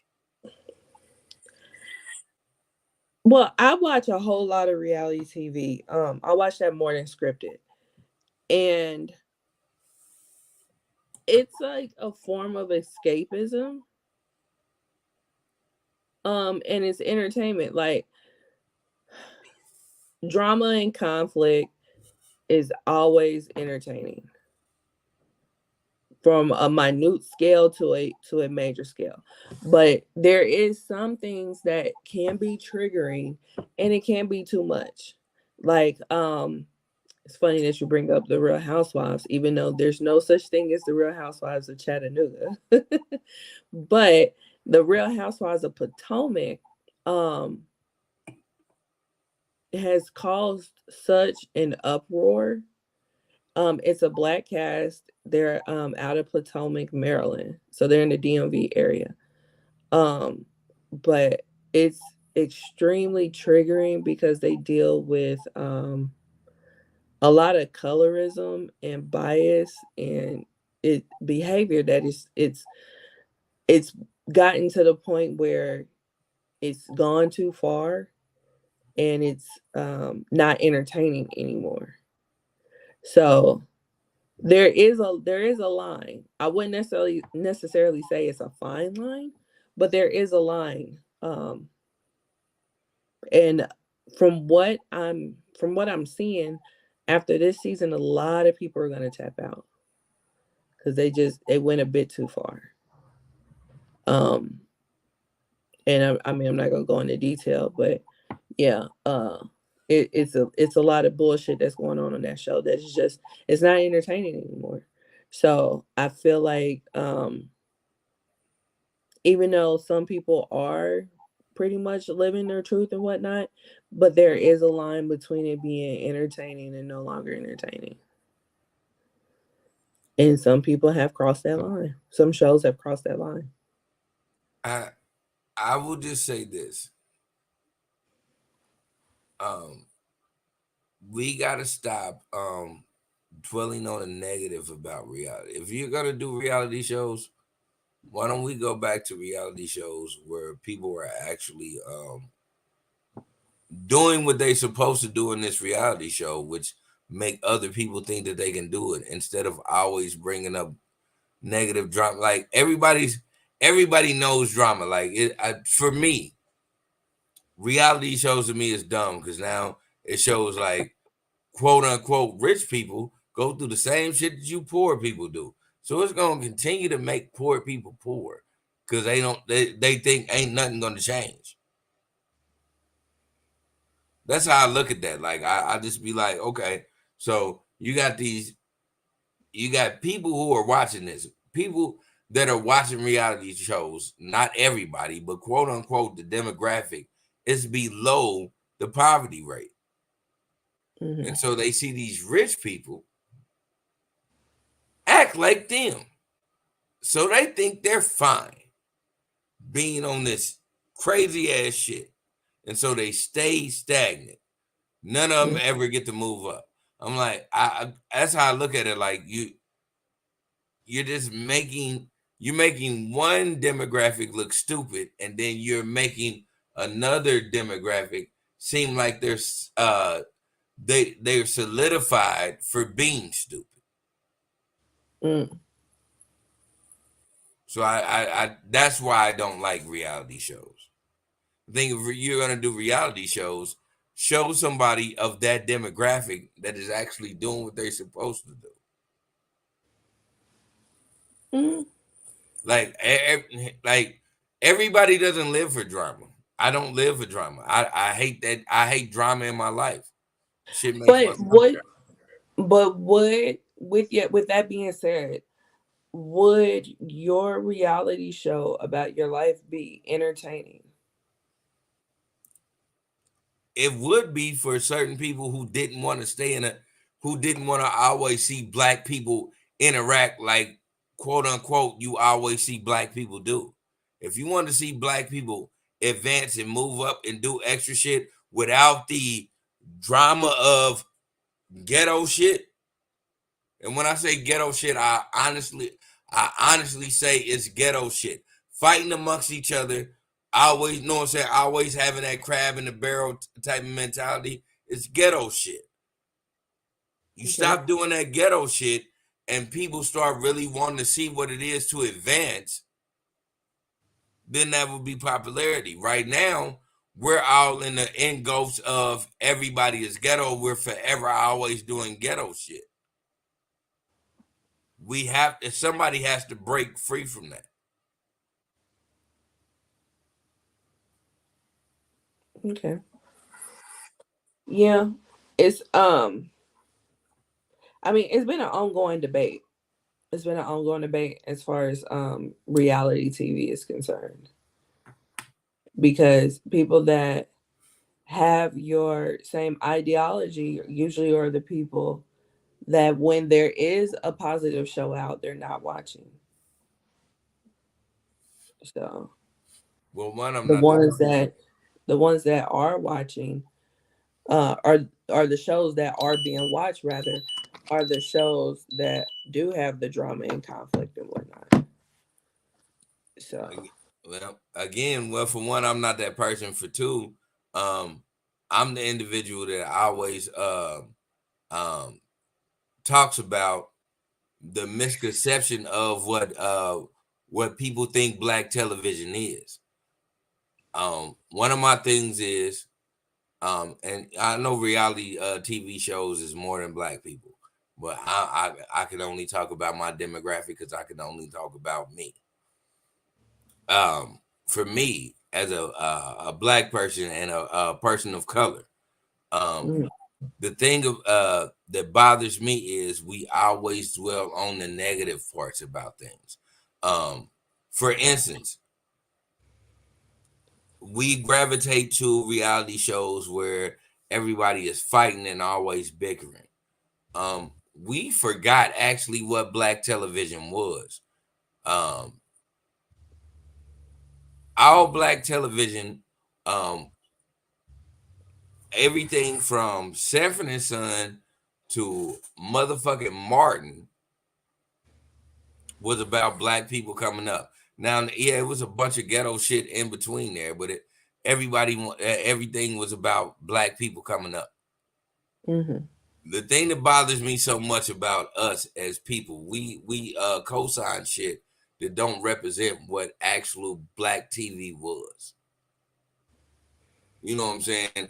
I said this shit to Jasmine the other day. I said Mhm. they want to make a ghetto good times so crazy. But what they won't do is make a remake of the Cosby Show, not because of Bill Cosby, but because that demographic of a black family they don't really want to talk about. They'll make a grown. Well, that's not true. Because we have seen um reiterations of positive representation on TV in the reality field and in the sitcom field. Like you just mentioned, was it Blackish? Yeah. And then and with the spinoffs and whatnot. And then we had Run's House. Run's House was positive. We had the original The Family Hustle. That Well, was positive. you cut me off before I was able to finish what I'm I was sorry. saying. Um, Sorry. it's no problem. But the thing I was saying is, as far as the demographic now, like I get the family hustle, I get everything that you have mentioned. But again, that's not the reality that we see now. The reality that we see now, what pushes the narrative in 2024,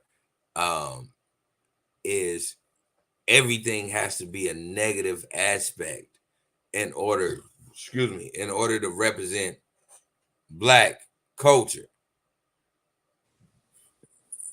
Even though you got some good parts, you got the majority bad. Everybody is showing the bad aspects of things. Mm-hmm. This is Yeah. what I'm like. What they don't do now is give you shit that is relevant and to make you grow and to make you better as a Black individual. Like they don't do that. They again, they will give you a cartoon version of Good Times and make it ghetto as fuck. What they won't do is remake a Family Matters. Question. Have you watched the cartoon Good Times? Yes, I did. And you didn't like it? No, I didn't. Did you like the original Good Times? Yes, I did. And see, that's the hypocrisy that I see with a lot of people when it comes to this Good Time shit. Because people do not feature that cartoon. However, they love the original. I'm actually the opposite. I cannot stand the original for the exact same reasons why people don't like the cartoon.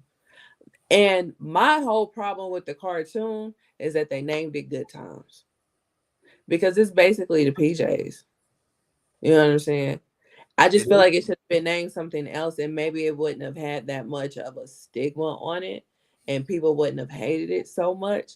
I totally But agree. it's a fucking cartoon at the end of the day.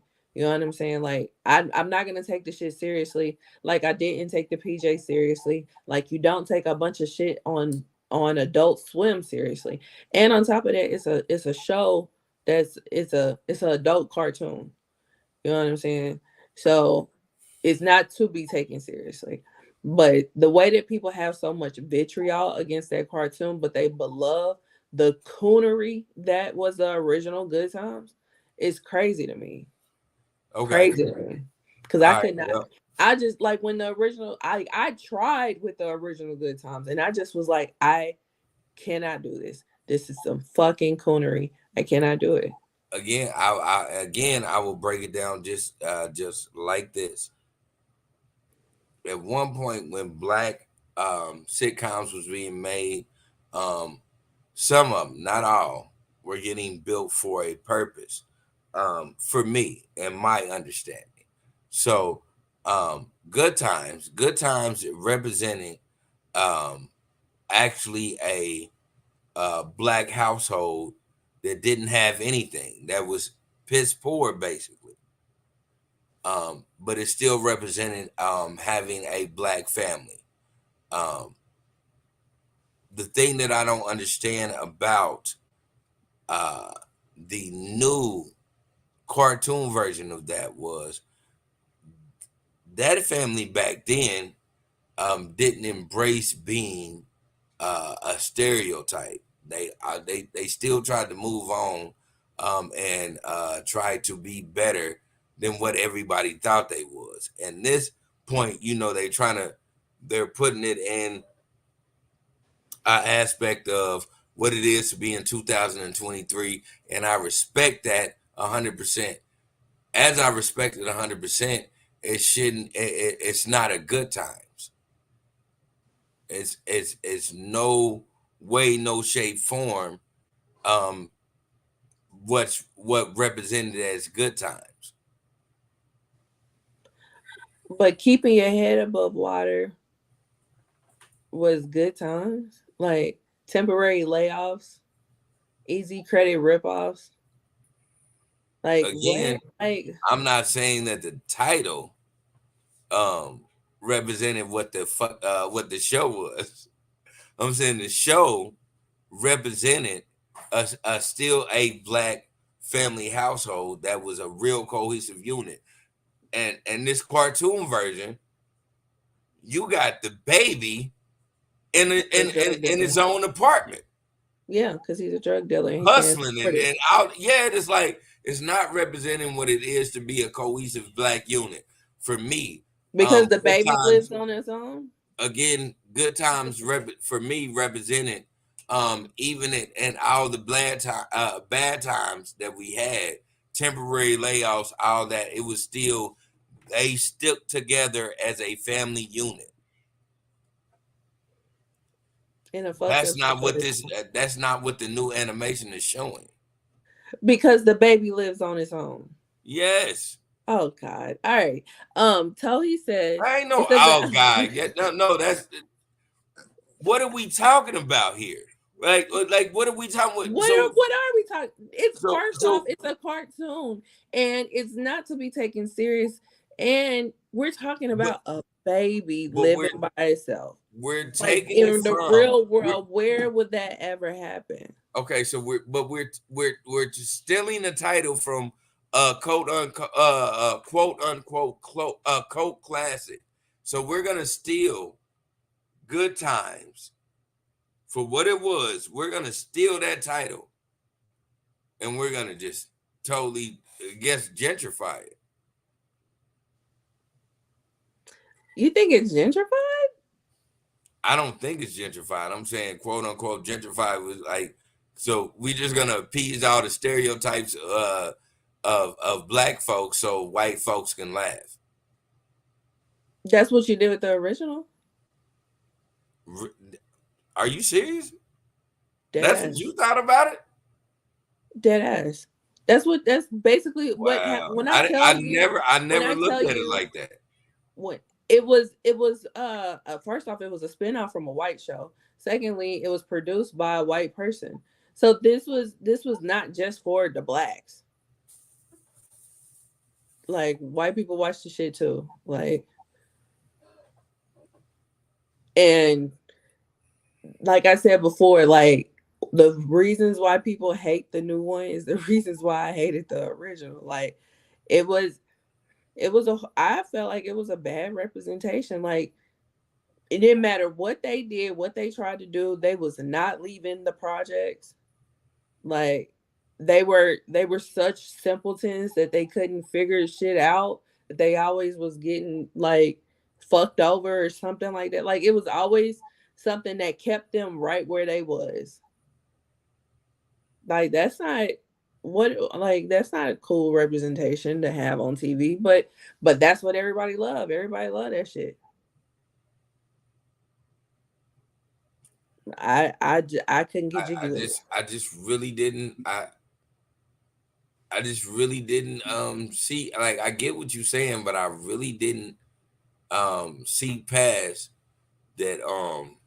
And maybe it's just me. Like I said, everybody's different. I really didn't see past, hey man, the daddy was still there. And maybe that's just my trauma. And it could be, but it could be something that a lot of people, appreciated because the dad was still there. But I feel like that make matters even worse. You got two able mind have all their scruples parents that are married, and y'all can't make it out the projects. Y'all can't get out the projects and go to the ghetto. Like, damn, like, can we ain't move gonna up act like that ain't a after real life scenario that we ain't seen.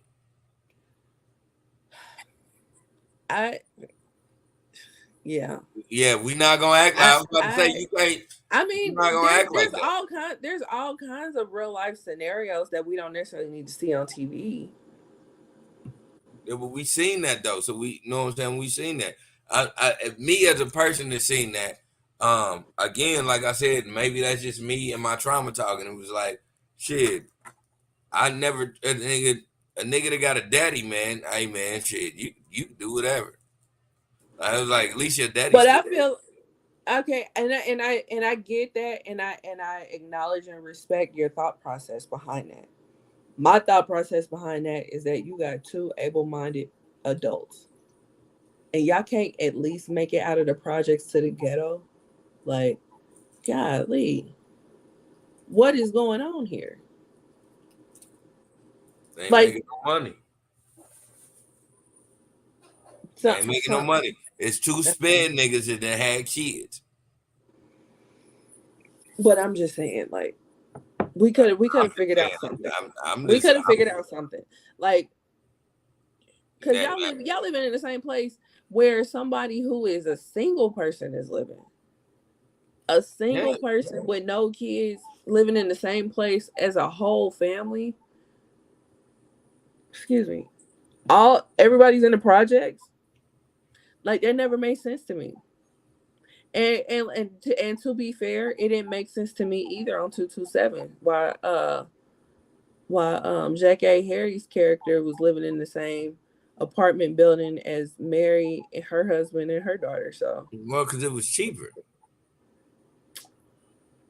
Why would it be? Why would it be cheaper?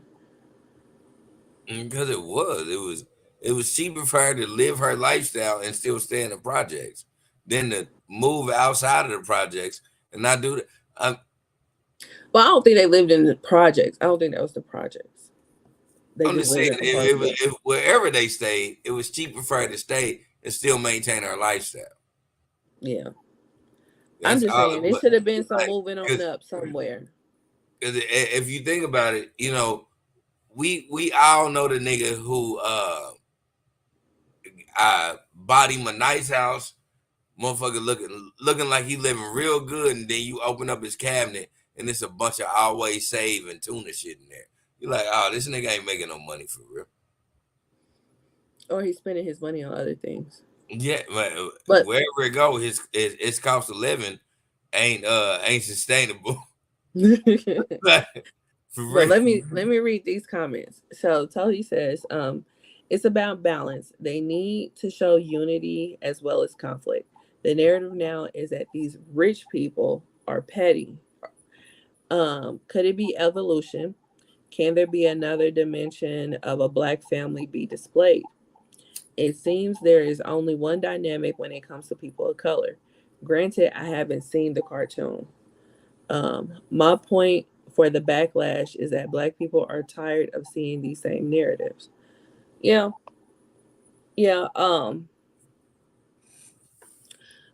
All true points. True points. Yeah.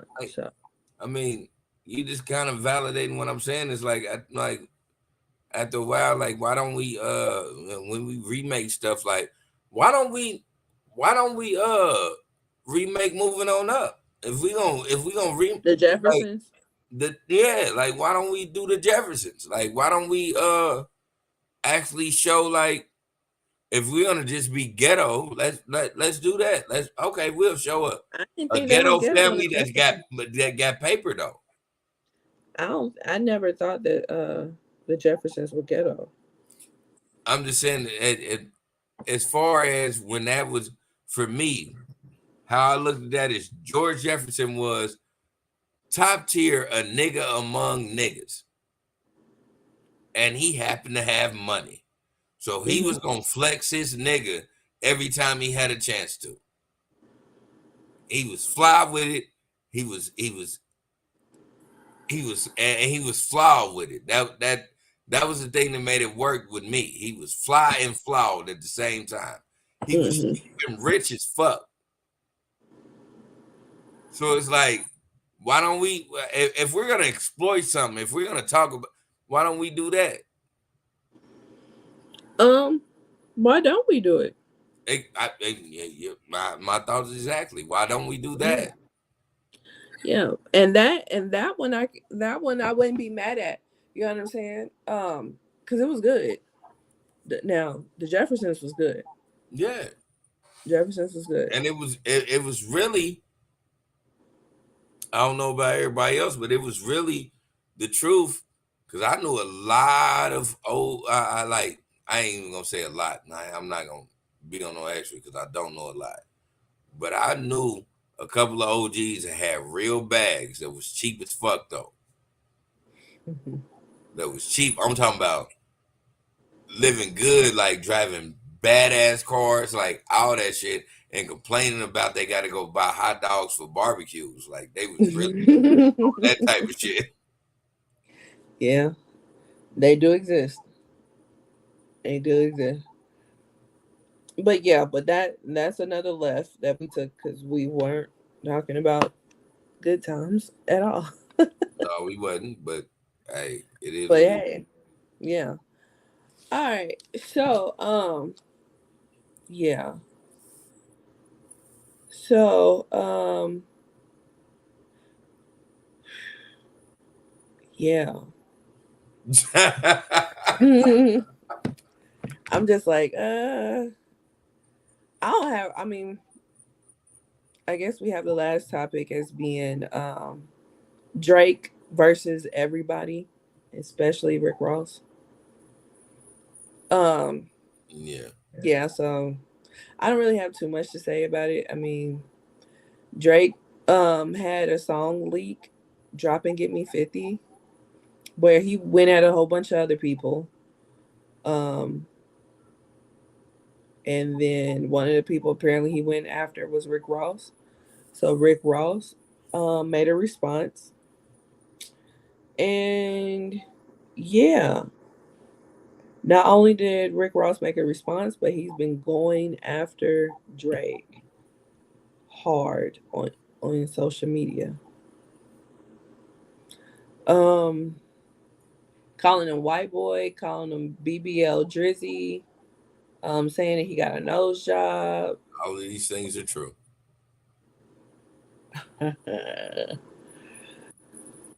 Yeah. So what are your thoughts on this? I don't really have too much thought. I've just been watching. I don't have no thoughts on it, for real either. Like I said, everything that Rick Ross is saying is true. Uh, of course, he's not a white boy; he's interracial. But same rules apply. He's white and black, so he can call him a white boy. Um, Yeah. like, but the whole thing in a nutshell is, uh, we are watching Rick Ross become what 50 Cent was for a minute. He was a troll god. We're watching Rick Ross become a troll god on top of still being able to rap. So this is really funny to me. Like, It's why? hilarious. And I'm like, this is crazy. It Now, it is hilarious. what I will say is, this, and I mean this from the bottom of my heart. Um, it doesn't matter how hard Drake comes at Rick Ross or anybody in the industry, for that matter. Like, even if it's a dope ass song, I'm gonna represent it as a dope ass song. I'm gonna be like, that motherfucker hard. Hmm. But I still ain't gonna give him credit for shit because um at the end of the day, it has been proven that you got ghostwriters. So you are a great entertainer, Drake. What you're not is an MC. And Mm. you know what I'm saying? And what you're doing is phenomenal. And I'm never gonna say you're not doing anything phenomenal, but you're never gonna be rated as a MC for me because you have ghostwriters. Um, Same rules apply to any rapper uh, in the industry who, unless it's highlighted that these people wrote the chorus. When it comes to lyrics, if these niggas don't write their own lyrics, their own 16 bars for shit, I mean, why are we even having an argument over it? Like, if you don't write your own 16 bars, you don't write your own 16 bars. It just is what it is. Why are we going against you? We know you gonna get 3-4 niggas to try to battle against me. And that's just me. I'm Mm. not saying that Drizzy doesn't drop some of the dopest fucking diss tracks ever. But you think about it, maybe he didn't write everything. Mm.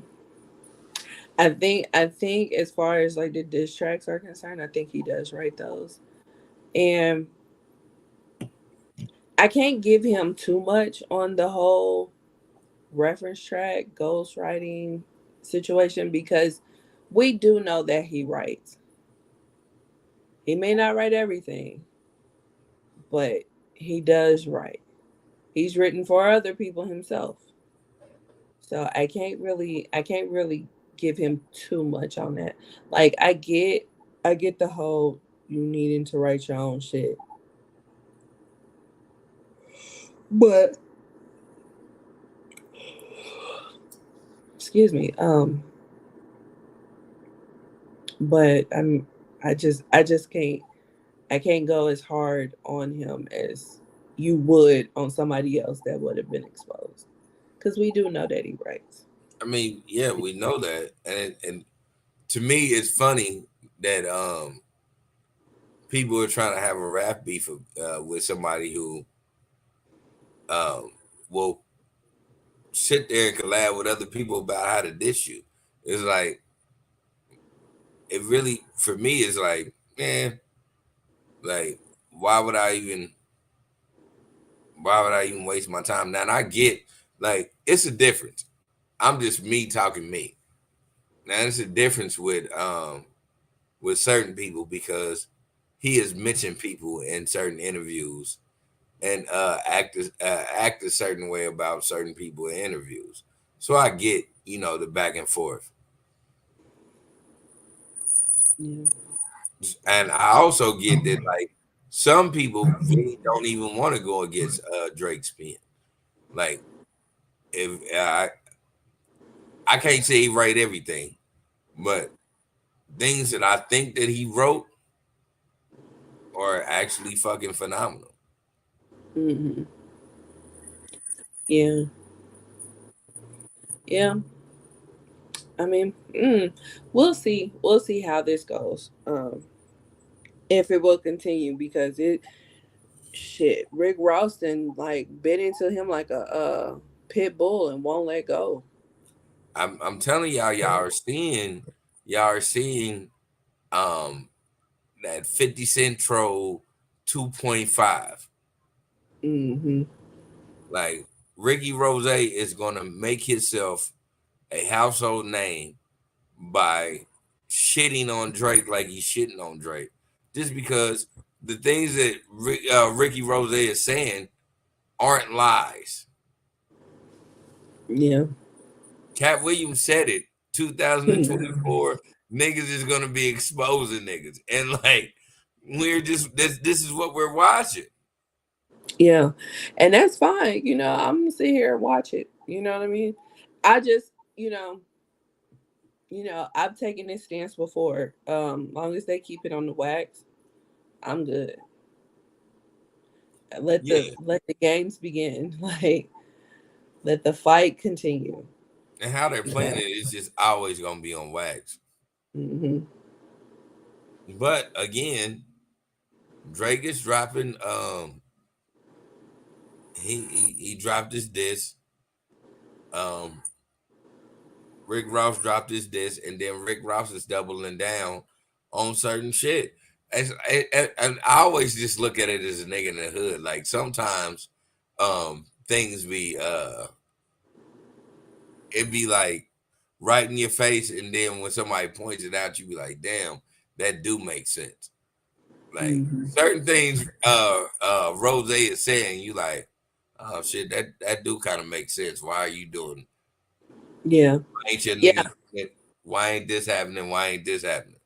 Hmm. Yeah, I know one thing's for sure. I ain't never paid this much attention to Drake's nose because the blogs don't make it no better. They've been putting like old and new pictures together and stuff like that. And you like really looking at him like it could have been. No, he definitely got his nose done. Yeah. He need to stop lying to his mama. Now that was funny. That was Yeah. funny. Yeah. He got to stop lying to his mama because he definitely got that nose done. Yeah, that was funny. That was funny. So I don't know. We'll see what happens. We'll see what happens. But yeah. Yeah, that's that. So I do have a final thought. I just ask everyone to, pray for my neighborhood.